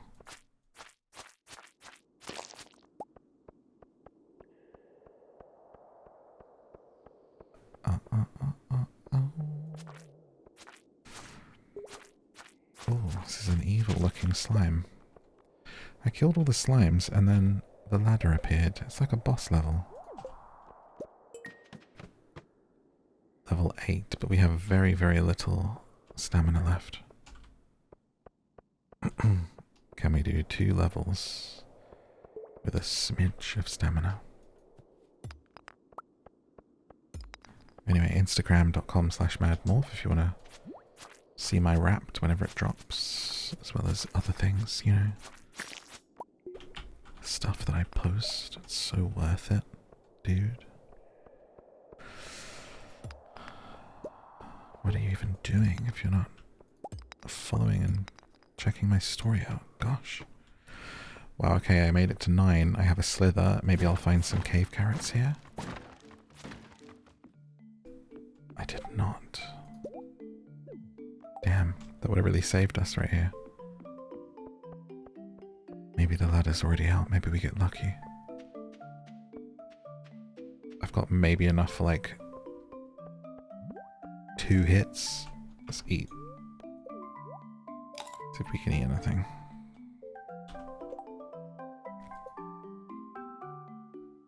Can't craft a field snack. Eat the seaweed. Green algae. Give us a little bit. Oh, I found it with my first hit. That is crazy. We made it. Boots. You received leather boots. Hot. 1 defense, 1 immunity. Beautiful. Alright, let's get out of here. I can't believe we did it. There you go, never doubt yourself. Miracles happen.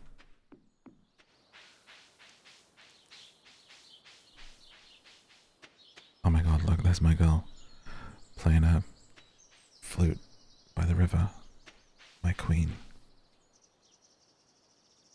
Do a little dance with her. Oh wait, I have this for her. But she's distracted. This is my favourite stone. It's so pretty. Wait, didn't she used to talk about eating it? Did they change it? Why is she acting normal? What happened to my weird queen?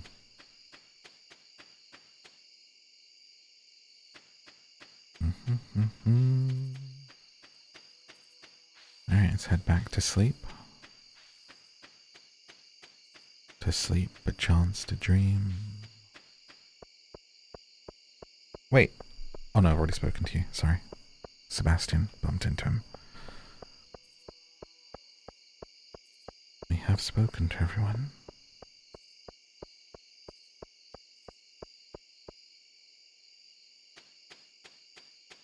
Ba, ba, ba, ba, ba, ba, ba. Pretty nice and easy start.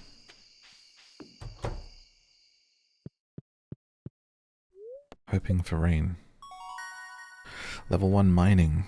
Cherry bomb unlocked. Pickaxe proficiency up. Let's check the weather.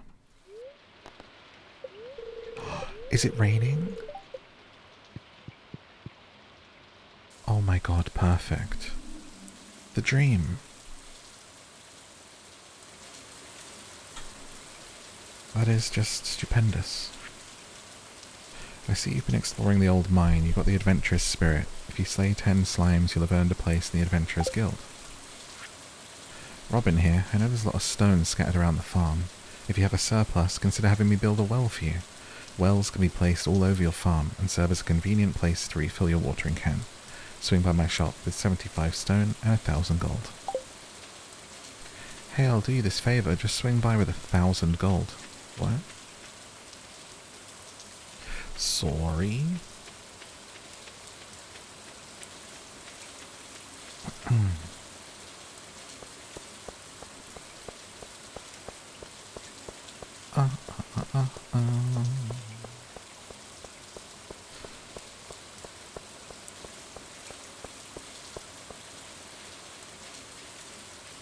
Let's go down to the beach. I want to see if we go to the beach whilst it's raining, do we get rain and waves? Okay, we're at the beach now.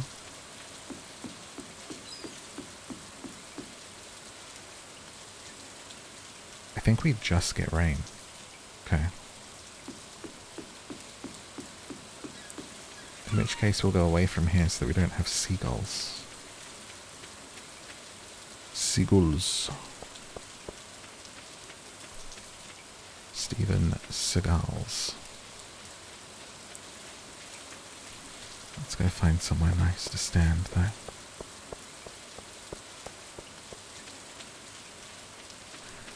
And we'll just chill out and watch the day go by, watch the sun go down together.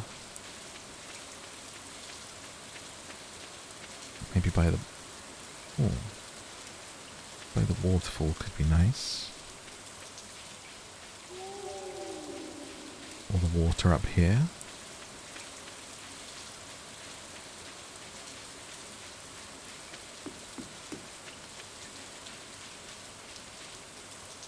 Nice little spot, I think.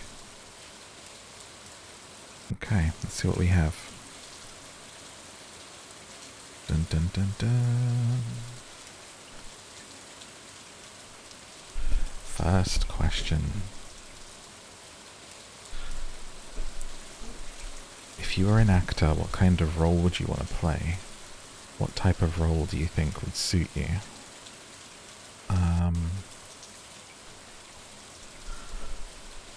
What type of roles? I mean, in terms of want to play, I think it would be so fun to play the villain. So fun to play the villain, right? I think I could do it pretty well, especially with voice acting. Maybe not so much like on screen. You know what's funny is it's stuff that makes you feel old, right? When you just think, what roles are there for you? As you start to get on a bit. You're like, oh, I'm probably going to be playing somebody's dad. I'm going to be the cringe dad of a teen in a Netflix movie, you know? Hey kids, what's that music you're listening to? Sure sounds skibbity. Oh my god, Dad, what? Get out of my room. Hey kids, I baked some cookies. It's with the double chocolate cookie, bringing the boom into the bedroom. Oh my god, don't say that. You know, given my age, that's probably what I'm gonna end up. But in my day, I would have liked to have played the young rogue. No, just villains, I think. Would have been fun. I never would have been on screen, because obviously, can you guess, your bear hates being on camera, so... But, give me voice acting and I'll do anything. I'll nail it all. For sure. I think villains best. I don't know, you tell me. You tell me, what would I suit best? What's the vibe, guys? Your work ethic is inspiring. Thank you, first of all. Do you have any tips or tricks for staying motivated to create consistent content? I'm a workaholic, first of all, but thank you for noticing the ethic. I love what I do. I love a side quest. I love doing stuff. I love exploring new things. I love trying new things. Honestly, the secret to a lot of content that I don't do, and in life, you can apply this to anything, in terms of being successful, is that you keep trying different things until you find the thing that works, okay? That could take you 3 months, it could take you 3 years, it could take you 10 years. And when you find that thing, you just do it over and over and over again, and iterate and iterate and reiterate, and make different versions of that thing and explore from there and kind of stay within it, you know? And the reason that I, in all of the many things that I do, I think stay quite niche, willingly, and I want to, but is because I'm so obsessed with doing new things and trying new things that I've never done that. As soon as something starts to work for me, I get bored of it and I go and do something else. So it's like, oh, this is going well. Yeah, I'm not interested anymore. Bye. I'm going to go and start a podcast or I read books. What? You know? So, and in terms of the work ethic, so don't do what I do, because I do too much. I've always been one to spread myself too thin, and when something is successful, I kind of get an aversion to it and I go and do something completely different. I play games that nobody's searching for. I do all of the wrong stuff, especially on the gaming channel. I have videos that are 16 hours long. Like, none of it makes sense, but the fact that we have some sort of audience these days, I'm very grateful for. So I'm just doing my thing. So you can do it that way if you want and just do your thing, and maybe you'll find your people, and that's great. I've been very lucky. But it also took 10 years. But that's because I was just focusing on streaming for like 9 years. And just believe in yourself, because I streamed for, I think, 8 years. All I was doing was streaming before I started doing other stuff. My YouTube's always been here, but I was just streaming every day, every day, every day. And I always thought that was like the most success I would ever have. I thought it was the only thing I was particularly good at, and that it was the best it was ever going to be, you know? And that's why I gave everything to it. Everything. My entire life, every day, was based around my live show. And then I started to do recorded stuff, and like that was amazing. It started to take off. I mean, TikTok blew up. And it's like, oh, maybe I can do other stuff. And not only can I do other stuff, but that other stuff goes so much better and is so much more of a benefit for people and for me than this thing that I gave my entire life to for like 8 years. It's crazy. But the point is, like, don't limit yourself. Whatever you're doing, don't think that you're only capable of that thing and that that's all there is for you, because you don't know. I have a lot of self-belief and I think I can do anything, and I still had no clue that I would end up where I am with the podcast, reading books, and with like covering games on Instagram and TikTok. Like, all of that stuff was not in the plan, and it just still happened. So just enjoy yourself, love a side quest, explore, because your side quests might become your main quests, you know? That little side quest, the little NPC beckoning you from the side of the road that gives you a mission, that could be your destiny. So don't close the door to anything in life. And lastly on this, for the work ethic, a lot of it is me just sitting and refusing to move until I do it. Spend a lot of time staring at the wall, to be honest with you, and trying to talk myself into doing stuff. I'm just very tenacious. But when I'm not working, I'm thinking about working and forcing myself to work, and just, it's a lot of hours in to get out what I get out of it, you know? And I think I do it because I love it, and I'm lucky. Like, it's not 20 hours in a hospital, you know, like what people go through there, or it's not 10 hours a day teaching and marking books when I come home. I'm not down a mine, you know. It's like, I think I work so hard at it because I enjoy it. I know someday it'll end, and it's also extremely, extremely privileged. Like, it's so fun. I love getting to do it, and it's hard work, but it's hard work that I enjoy and that I love, and I'm very, very grateful for everyone who's made it possible. So, huge respect to everyone out there doing insane work with their, like, getting up at 6 a.m., getting yourself on public transport to get to your job at 8 a.m. and work a 12-hour day, and, like, that's work ethic too. So, respect. What advice would you give your high school self? Ooh, that's a good one. What advice? It's getting late. Let's start heading back and find another space to stand. What advice would I give my high school self? Jesus. Not Jesus. Find Jesus, boy. Just appearing to my high school self. Be like, what are you saying? Find Jesus. What?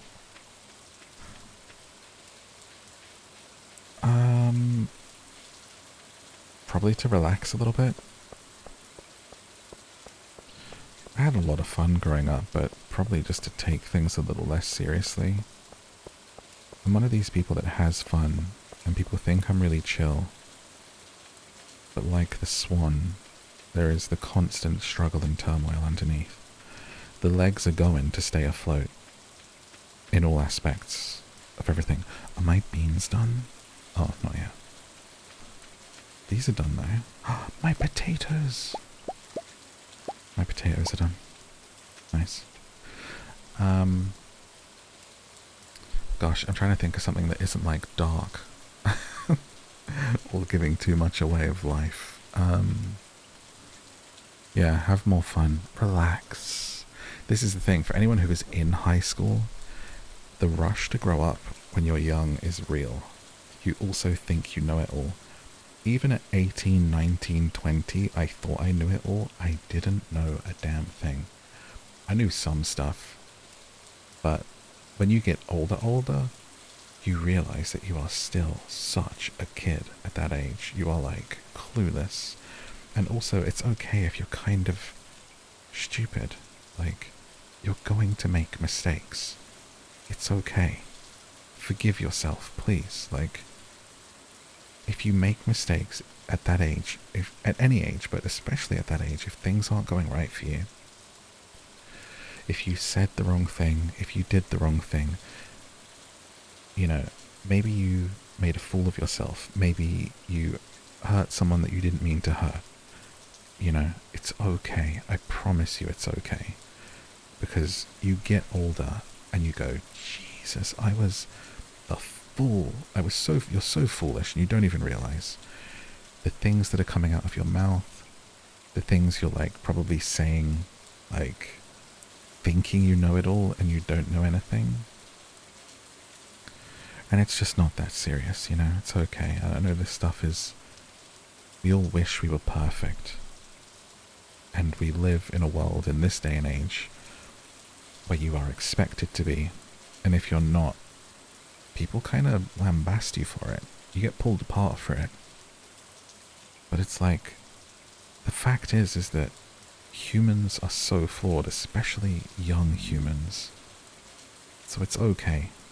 Make your mistakes. You're here once. Make your mistakes, learn from them, and get better. But you can't do that if you just continue to dwell on it and beat yourself up over it. But I promise you it's okay. And it's okay if you're not having the best time. You have so much time left. You really don't know what's next. You don't know where you're going to end up. So just keep going, you know? But it's the thing that makes me most sad these days for young people is that social media side of things. I didn't have to deal with any of that.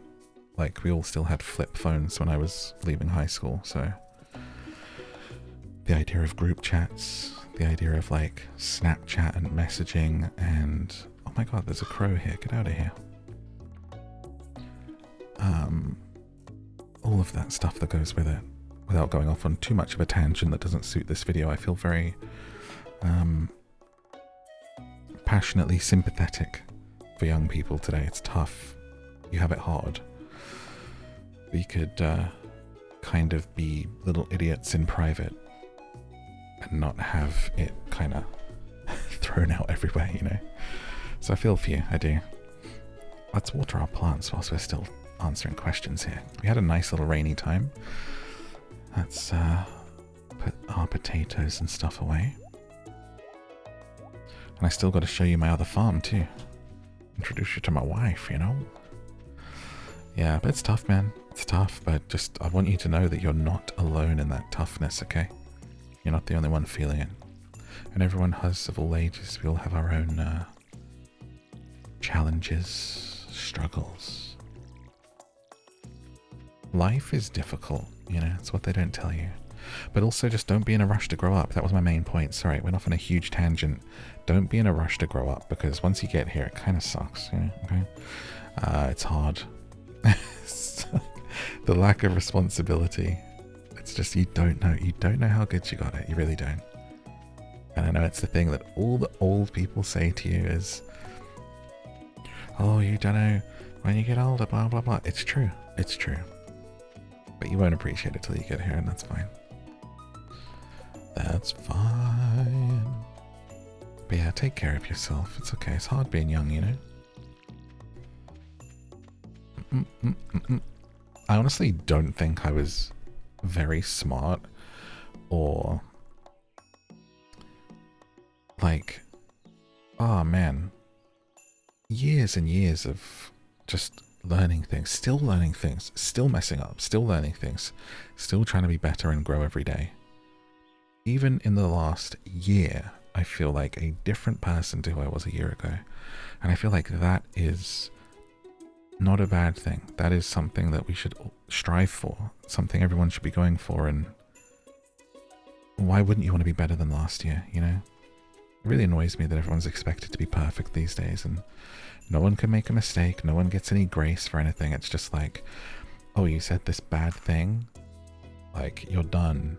Or, oh, you know, just the usual stories. It's just, like, annoying to me. Dun, dun, dun, dun, dun. Obviously within reasons. I mean, there are some pretty terrible people out there, sure. But I feel like it's got too much. Actually nice people are feeling like they can't exist. Dun, dun.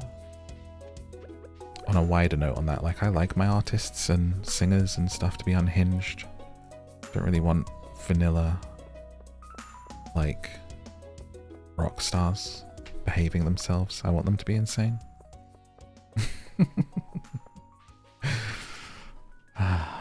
Sorry, it's huge tangents there. This is the ramble section, so it is what it is. Can you share a dramatic, silly story from your family's past? I think... Hi, Penny. She just said hi back. She's sitting under a tree reading a book.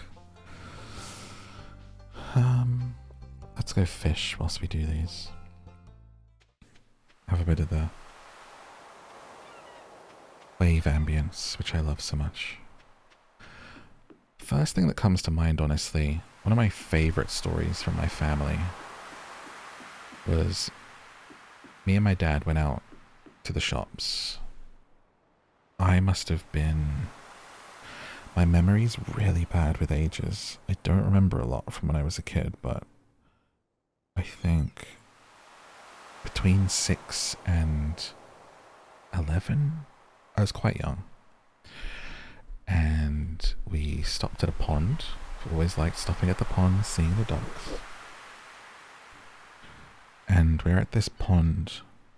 And you know, like, how on some big ponds there are islands in the middle? Oh, I left my fishing rod at home. Maybe I can buy a new one. Hang on. He's got a bamboo, he's got a training rod. Oh, I think I have to level up, do I? Do I spend 500 or do I walk home? I'll walk home, we're in no rush. So at this island, right, in the middle of this pond, we see that a swan has got itself wrapped up in, like, the wire that is, like, part of the fencing around this pond. So picture sort of, like, pole kind of, like, log fence stuff, like, around the rim of the island, right? Like a kind of, not a fence, it's, like, on the sides of it. Almost like a sort of pretty boundary, I guess.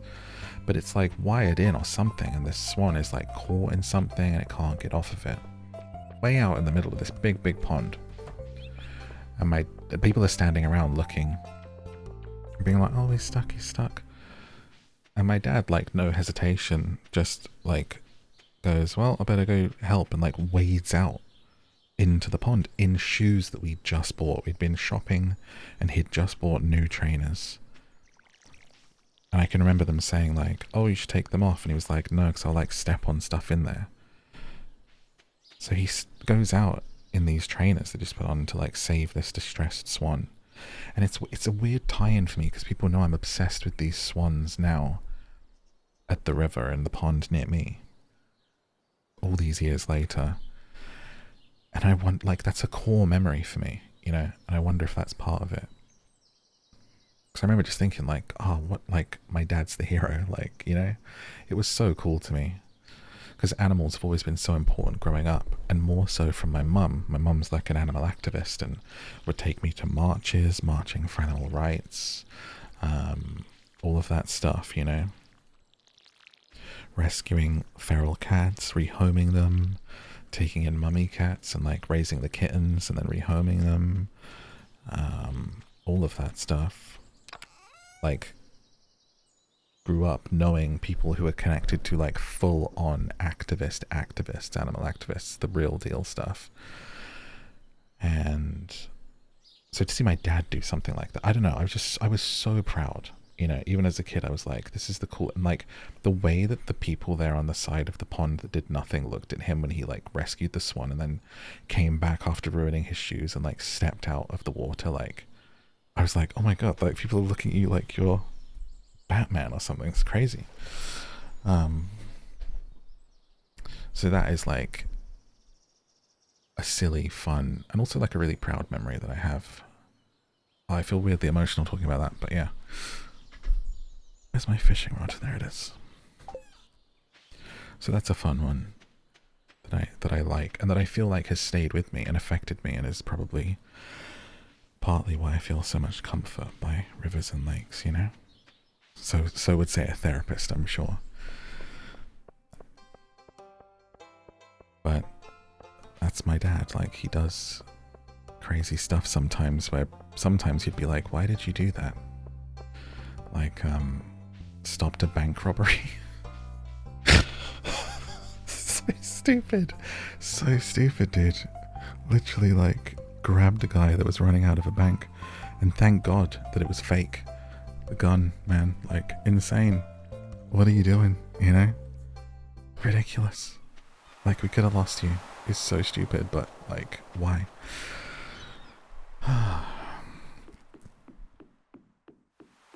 Tries to do the right thing, you know, principled, and it was in the paper. I remember him telling us, I was like, what? It's like the local paper, like, man grabs guy running from robbery. He like grabbed him, got him to the ground, pinned him down, and like he said, I just like pinned him down and like sat on him until the police came. Said the guy was going like, get off, get off. He's like, no, staying down, not letting you up. God, 90s were wild. These days people would be like, oh, why are you protecting the bank's money? It doesn't matter. But I mean, just in those days, you thought it was the right thing to do. Stop a criminal, you know? Step in the way kind of thing. His life's full of, like, he's the kind of person, he has so many stories like that. Crazy, like, stories. Night out stories, travel stories, and stories hanging out with groups, because they were all like in a biker gang as well growing up. But you start to a little bit go like, oh man, you feel like you haven't lived sometimes when someone has crazy stories and experiences. But also their experiences where you go, God, that must have been so scary at the time. That's what I'm saying, just like live your life, you know, because screw it, man, you're here once, just play it safe sometimes, do the best you can. Sometimes you just gotta say, F it, and do stuff, you know? You really got to. Promise you. A lot of that stuff, it feels sometimes like people of the older generations, even before mine, like, had it a little bit better for stories and for living and for life. I feel like we've become a lot more globalized, homogenized, a little less exciting. Modern life is a little bit not quite as crazy, not quite as active. A lot of just people sitting online, you know? Must be strange.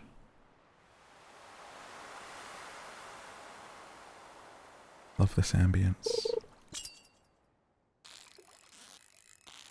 Okay, let's get this fish and get the next question. Dun dun dun dun dun. Gotcha. A herring. The next question is, now that I know about Omlele, in the last video we answered that question, that it's from the egg cult and Animal Crossing, I need to know where the gobbo voice came from. Did it start with Sherb? It didn't start with Sherb. Which, if anyone doesn't know, is the voice. Hello there. Hey, what's going on? Which people say sounds like Stitch a lot, but I hadn't seen Lilo and Stitch until, like, literally a year ago. It's also not a Gollum voice, it's just a weird voice that I do. and it used to be a lot weirder. But it actually started, funnily enough, not with Animal Crossing, and not with Gobbo either, who is my goblin character, but with a little game called Inside, which is, think of like, you know that game Limbo? People probably know Inside, but if you don't, it's like one of these side-scrolling, artsy platform games where you play as like a little kid. Oh, got a cutscene. He's having a rummage in the bins. Linus, the bin raider. And the old guy comes out and says, "Sounds like those raccoons are back again, filthy varmints. You turned up at the right moment, son. Do an old man a favor and go around the corner and scare off those raccoons for me. They've been causing a real mess. Make sure you give them a good scare so they never come back." We find Linus. He's embarrassed. "It was me. I'm sorry."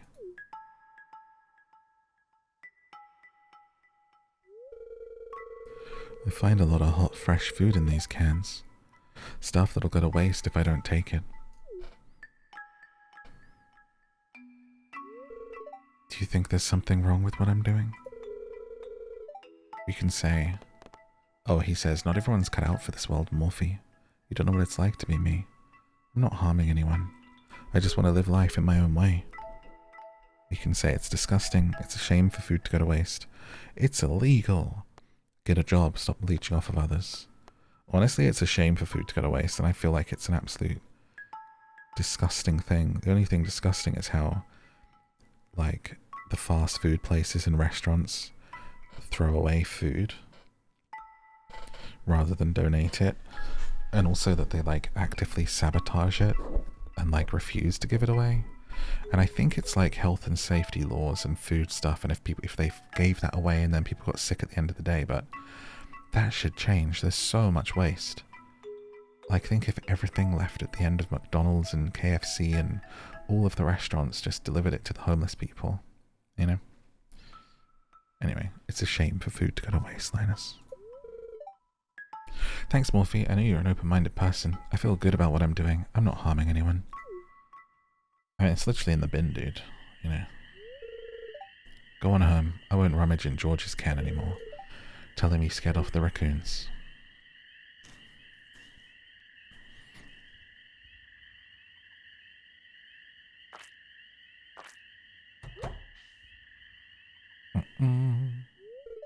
Wait.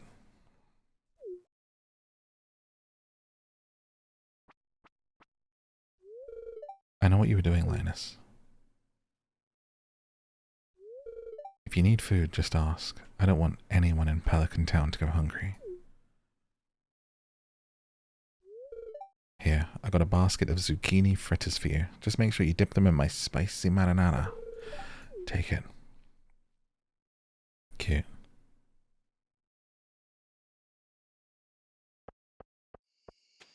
Bum, bum, bum.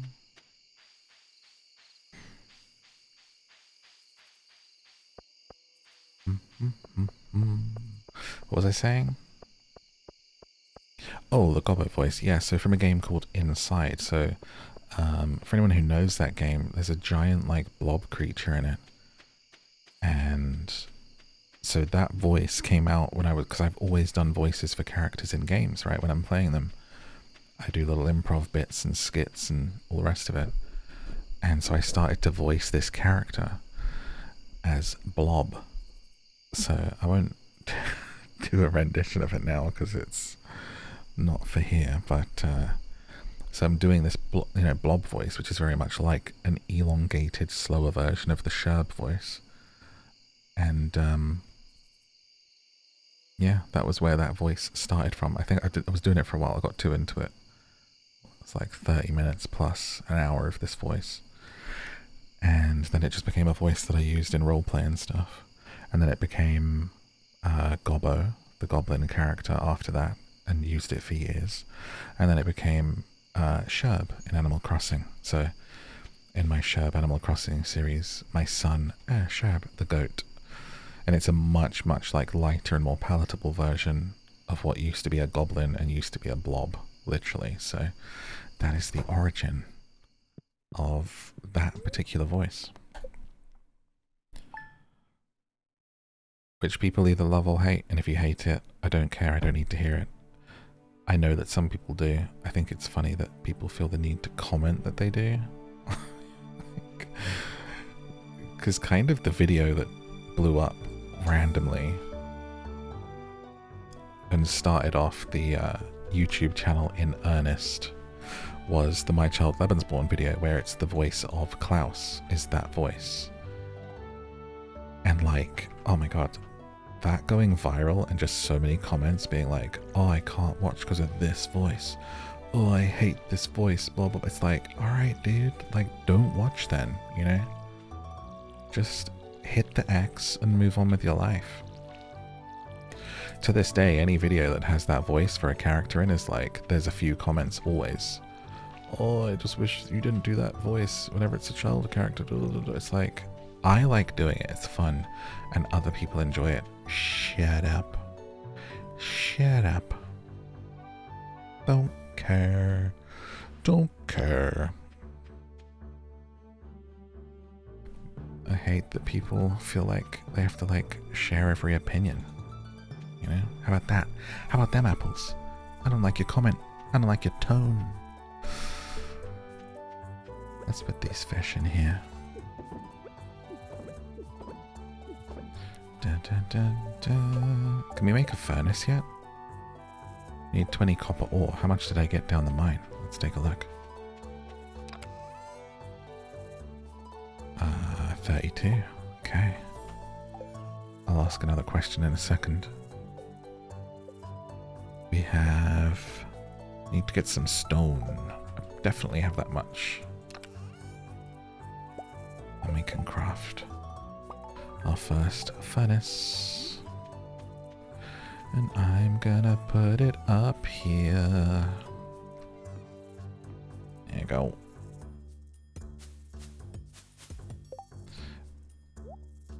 Oh, how do I put stuff in it? I don't remember. I literally don't remember how to do this. Clicking it, nothing's happening. Ah, I put the ore in it. There you go. What is your bedtime routine? Okay. Well, it's 2 AM right now. And I'm recording. I will probably record some podcast after this as well. My bedtime routine sucks. For someone who is like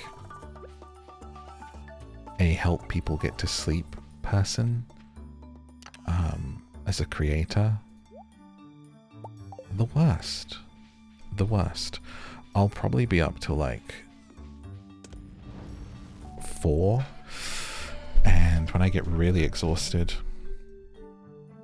I'll go to bed, and then I'll be on my phone and I'll play a game until I'm like ready to sleep. Or should I've started doing, oh my god, this is such a comfort, honestly. This is probably sometimes people might do this with my videos and I'm like, how cool is that? Because I got a tablet a while ago, and I got it so I could read like comic books and stuff and Kindle, and I thought I could like watch stuff in bed with it. And I haven't used it a lot. I go through phases of using it. It's just like a Fire tablet, just like a cheap Amazon one. And oh man, you just like get Netflix on there or YouTube. And I got like a little stand, you know, so I can have it. I'll be on my side in bed and like it's like propped up and watch something and just be so cozy, like under the covers watching like a comfort movie. So I usually put on something I've seen before or a show. I want to start rewatching The Sopranos in bed. But like the other day after I watched Wicked and I wanted to know what happened next, like I watched a Wicked bootleg in bed and I was literally just like, this is the best. This is all I want to do with my time. I just want to be in bed and watch stuff, dude. And so that's nice. So if I'm really having trouble sleeping, I'll put something on. Oh my god, I binged Yellow Jackets. I literally got like the Prime Paramount Plus subscription, 7-day free trial. So I was like, I'm just going to binge this before the trial's up. And just every night I was watching like 3 or 4 Yellow Jackets episodes in bed. I was going to sleep at like 7 in the morning. Stupid, but it's so good. So I love watching stuff in bed. These are all the things you shouldn't do, by the way. This is terrible sleep hygiene, but I have awful, awful sleep and like borderline insomnia. So video essays on random stuff I pull up if I'm like find a certain creator at a time and watch them. Like who was that person? Someone did like a video essay on what was it? The Star Wars world ride or something. That was a great bed watch, honestly.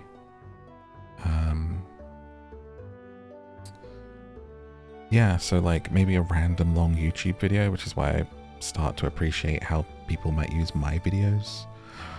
Because I've started to do that with some stuff, and it's almost like like the same as this is designed for sleep, right?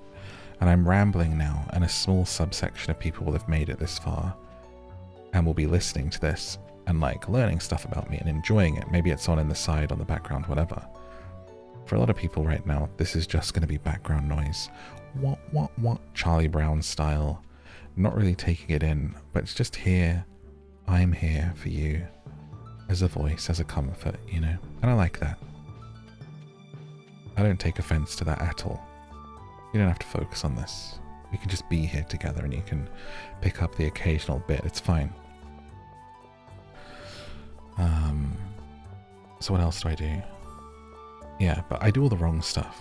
Really, you should be not having screen time for a few hours before you get in. No caffeine. I had a cup of coffee like an hour ago. Get yourself into bed. Dark. No screens. Settle down. Brush your teeth. All of that stuff. But yeah, for me, I just work. I wake up. I get up. I start work. I work all through the day. Record podcast, record videos, edit videos. Maybe take a walk at some point.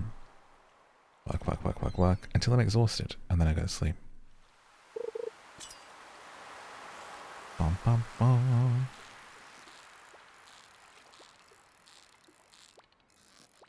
But pretty much every night I will play a mobile game until my eyes start to droop and I'm like, okay, time for sleep. And then as soon as I put my phone down and I close the damn thing, I'm awake again. It's crazy. I used to listen to rain sounds a lot, just have that on my phone by my head. That really helps if you're having thoughts and like that you want to block out. If you're overthinking, if you're having trouble like stopping thinking. White noise, so like rain, stuff like that. Great, really great. Something else to focus on besides the voice in your head, you know.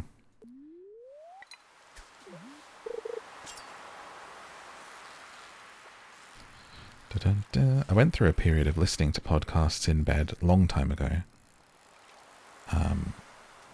But I found myself listening to them too much, like getting engaged rather than falling asleep. So, but I hope you all have a good bedtime routine, and I'm happy to be part of it, if I am. Being part of someone's bedtime routine is a madness. It's crazy. It's crazy. Turn into Christopher Walken.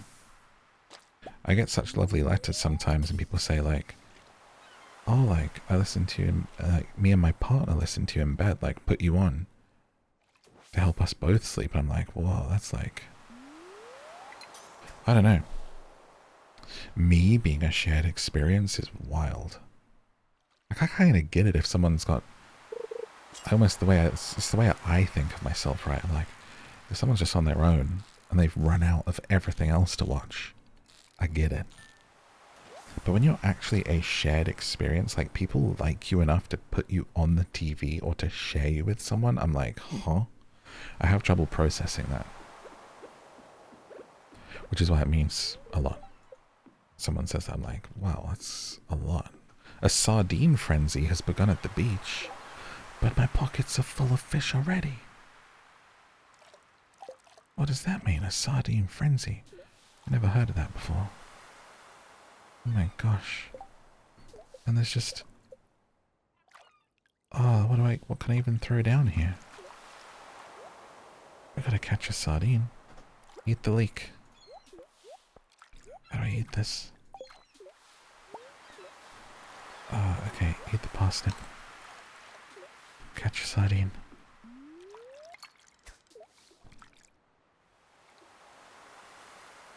This might be special.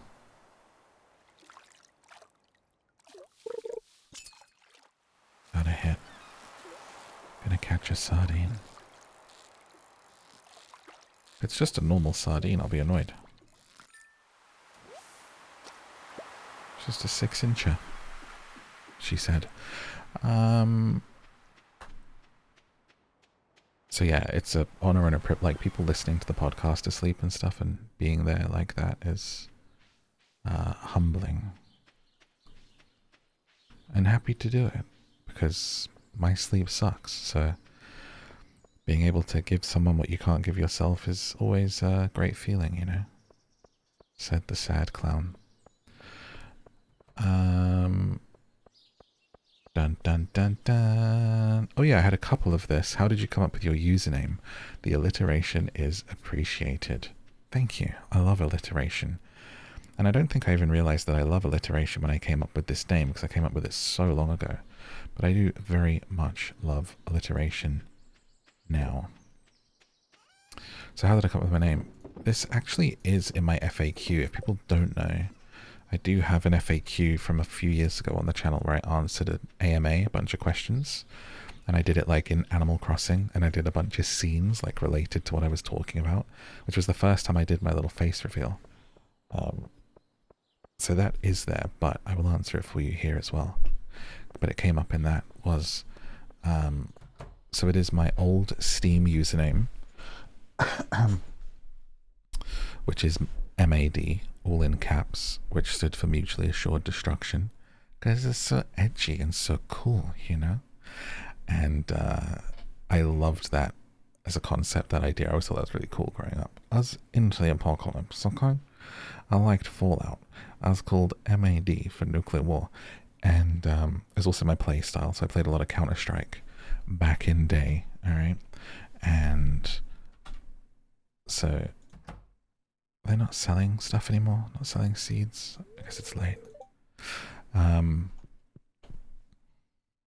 So my playstyle has always, as a competitive game player, been very gung-ho, been very like, I'll rush in and I'll die, but I'll take like 3 or 4 of the team with me. So it's this MAD, Mutually Assured Destruction, was my playstyle in competitive games. Counter-Strike, things like that. And Morph is from an MMO that I played, the DC Universe. So my own superhero was a shapeshifter called Morph. Didn't know there was an X-Men called Morph that was literally a shapeshifter, by the way. Found that out recently through getting into X-Men 97 and stuff. So even though I watched the cartoons growing up, if you don't know, Morph dies in like episode 2 of the original X-Men cartoon. And I don't think I watched those first ones, so I had no idea there was this superhero. And I made my own superhero in this game, and she was called Morph, and she was a shapeshifter and used plants and stuff. And I played that for like years, honestly. At least a couple of years. So then when I made my Twitch profile, as a result of playing this game called, oh man, what was it called? Showdown? The Showdown Effect or something. That had built into it stream your gameplay to Twitch, right? I was like, what's this? And like clicked it, and like that prompted me to make the account, and that was when I first made my Twitch, and I just like put my two names together and had MadMorph. So that was I'm glad that my name wasn't any worse, you know. It's not bad as names go.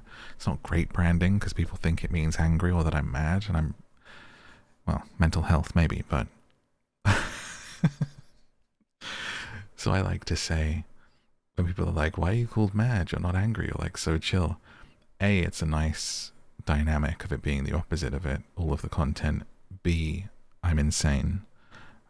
So it works in that way. Doesn't really make sense as the mutually assured destruction anymore, but I'm pretty crazy, guys. And so yeah, it works, it's fine. I'd never change it now. But it could have been worse. God, who knows, you know? But that's the origin. And I appreciate that it's MM. Alliteration is appreciated in my life, and also really important in my life. A lot of people in my life have alliteration. Oh my god, our cat is here. Oh my god, a black cat has just showed up at the farm, and Marnie is delivering it. It's so gorgeous. Hello, Morphe. You see this cat here? I found it sitting outside the entrance to your farm. It's a stray, poor little thing.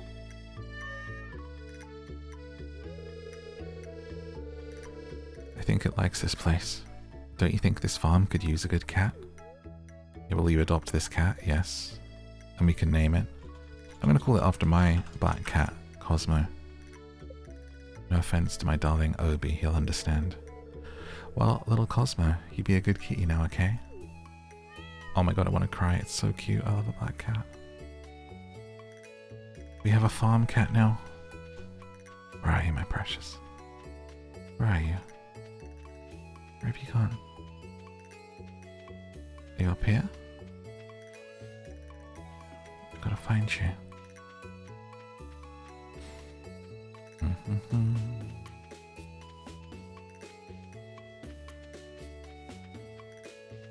Da da da da da. Sweetheart, where are you? Where's my darling? It's not here. Trying to find him. Next question. Did we have any more? Oh, I think that was the last question. Oh yeah, would you consider doing down to sleep readings with commentary? Wild stuff happens in books. I'd love to hear your reactions. More like a book club. So I do this at the end of Twilight episodes on Patreon, and I know this question got asked a couple of times, and one person did say, I know that you do it at the end of some of the episodes. And I think maybe you mean, would I talk about it during, right? Like when something happens or at the end of a chapter and stuff. And that has been a thought before. It's been a consideration, especially when I was first forming the podcast. But I think it would take people out of it a little bit. I don't mind doing it at the end as a little debrief, especially when something dramatic happens. I kind of just did it randomly with Twilight, and then people were like, hey, more of that. And I was like, okay. So I think I'm going to do it more with books at the end. But not during. But there's a little bit of the idea of the Patreon being a book club. Like I always say, like Sleepy Book Club used to be something I would call to it a lot. Because people talk about it in the comments and stuff, and we start to do little debriefs. And maybe I'll end up going down the rabbit hole of doing book talk, like video essays on books and book club stuff, but we're not quite there yet. Still trying to like regularly put out my movie video essays. It's not enough for me. This is what I'm saying. Comes full circle back to earlier where it's just like doing too much stuff, you know. Like if I just focused on the movie thing right now, that would probably do really well. But at the moment I'm doing one video a month because I'm just doing so many other things. But I like to do lots of things. So I kind of sacrifice like the one thing that you could focus on being amazing and like consistent and regular and just doing it to the nth degree, for the variety and the spice of life, you know? And I like it that way. And if I ever focus on one thing, if I get too old for it all, who knows, but for now I'm enjoying it. That's all that matters, man. That's all we're here to do, really, at the end of the day.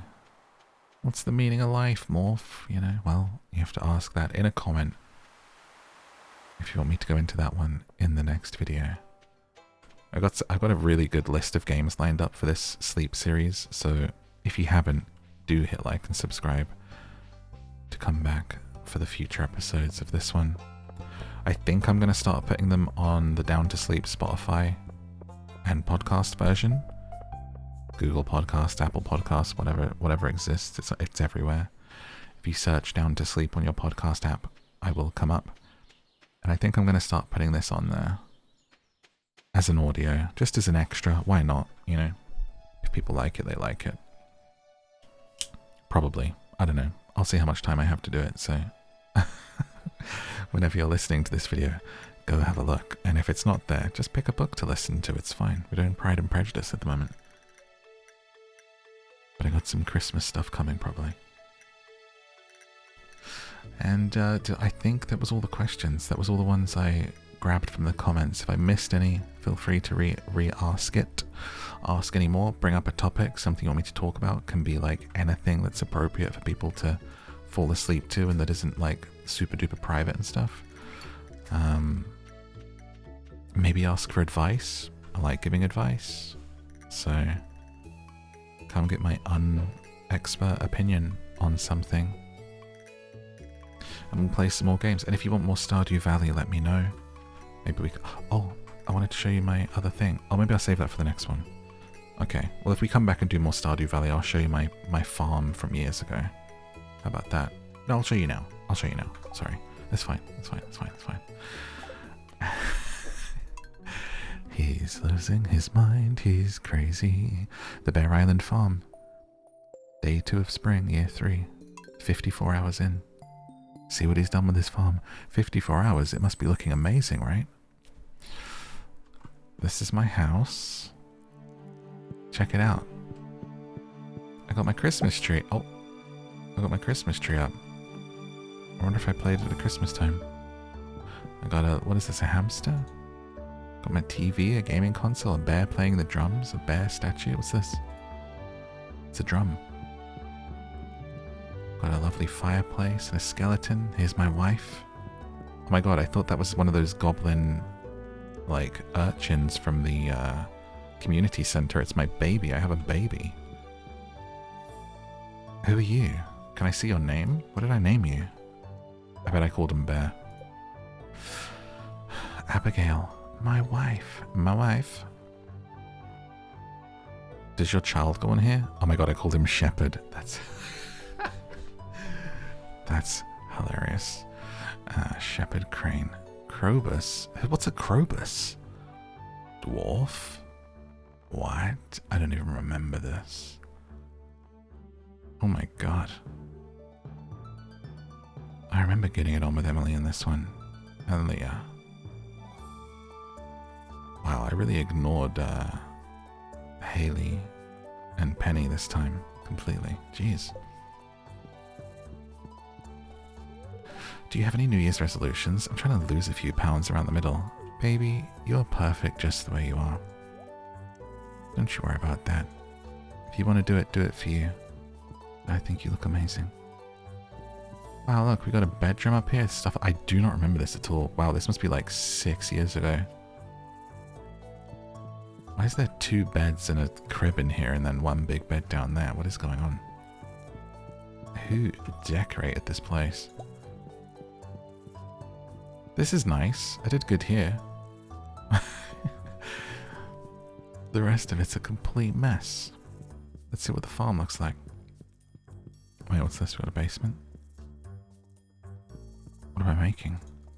Oh! Didn't mean to do that. I think I'm making jam.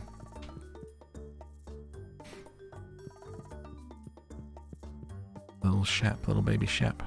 Oh wow, look. Ah yeah, all the honeys. I loved making honey. It's kind of like a honey farm. And then I would plant the flowers behind here, and it makes the honey taste of the flower that you have near it. What have we got in here? Oh, maybe this was jam. And I got ponds. And I got wine casks and kegs. What are these? Fish roe. Wow, I really let my crops go. Although it said spring. Yeah, it's second to spring. So this is just after winter.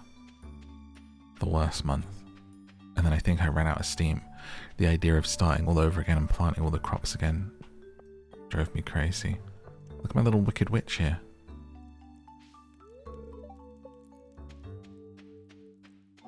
And we got our animals. Chickens. An egg is ready to hatch, but the building is full. Why have I got demon chickens in here? And a rabbit. And a mallard. You can get mallard ducks? Wait, what are these called? BB? Are they all just called BB? BB? Beaker. Lola. Lola Bunny. Oh, I get it. I'm funny. Pancake. Zanelle. Dog. Henry, but it's written so weird. Henry looks fine. Toothless. Goose. Goose the chicken. Crane the chicken. Gobbo the chicken. That's so funny. And these are my mayonnaise making machines out here. We got... Oh my god, what's wrong with this pig? P.E. pig. Yoda's cow. Bessie Boo the cow. What was I doing with the naming? I feel like I probably asked chat to name some of these. I got a greenhouse. Oh wow, did a lot in here, didn't I? Got my plants. Like I said, I'm not much of a builder, to be honest with you. It is what it is, you know? Got my cheese maker. I got a dog on this one instead. I think for a change I let people pick and they pick dog. Always do a cat. What's the dog called? Oh! Didn't mean to do that. Hey dog, what's your name? Can I see it in my hearts thing? I have a purple sword. Do I have a good relationship with my dog?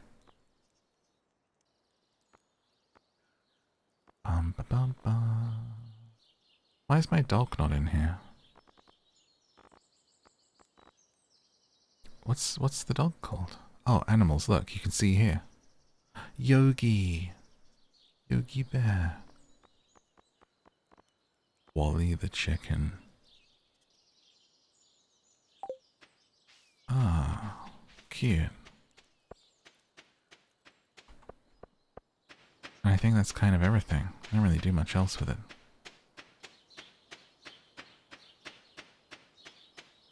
Hey guys, welcome to my crib. Oh, I'm making maple syrup over here. Tapped the trees.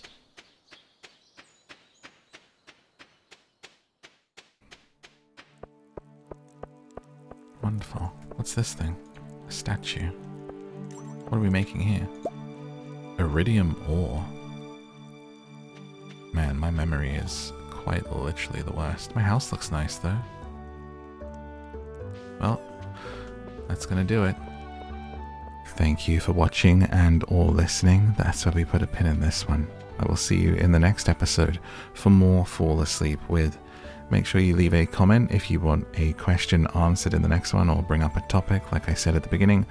Or if you need some more of me, pick one of those videos on the screen or check out the podcast Down to Sleep or the movie channel, the MadMorph Movie Club.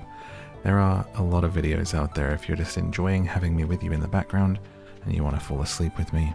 Take your pick and good night.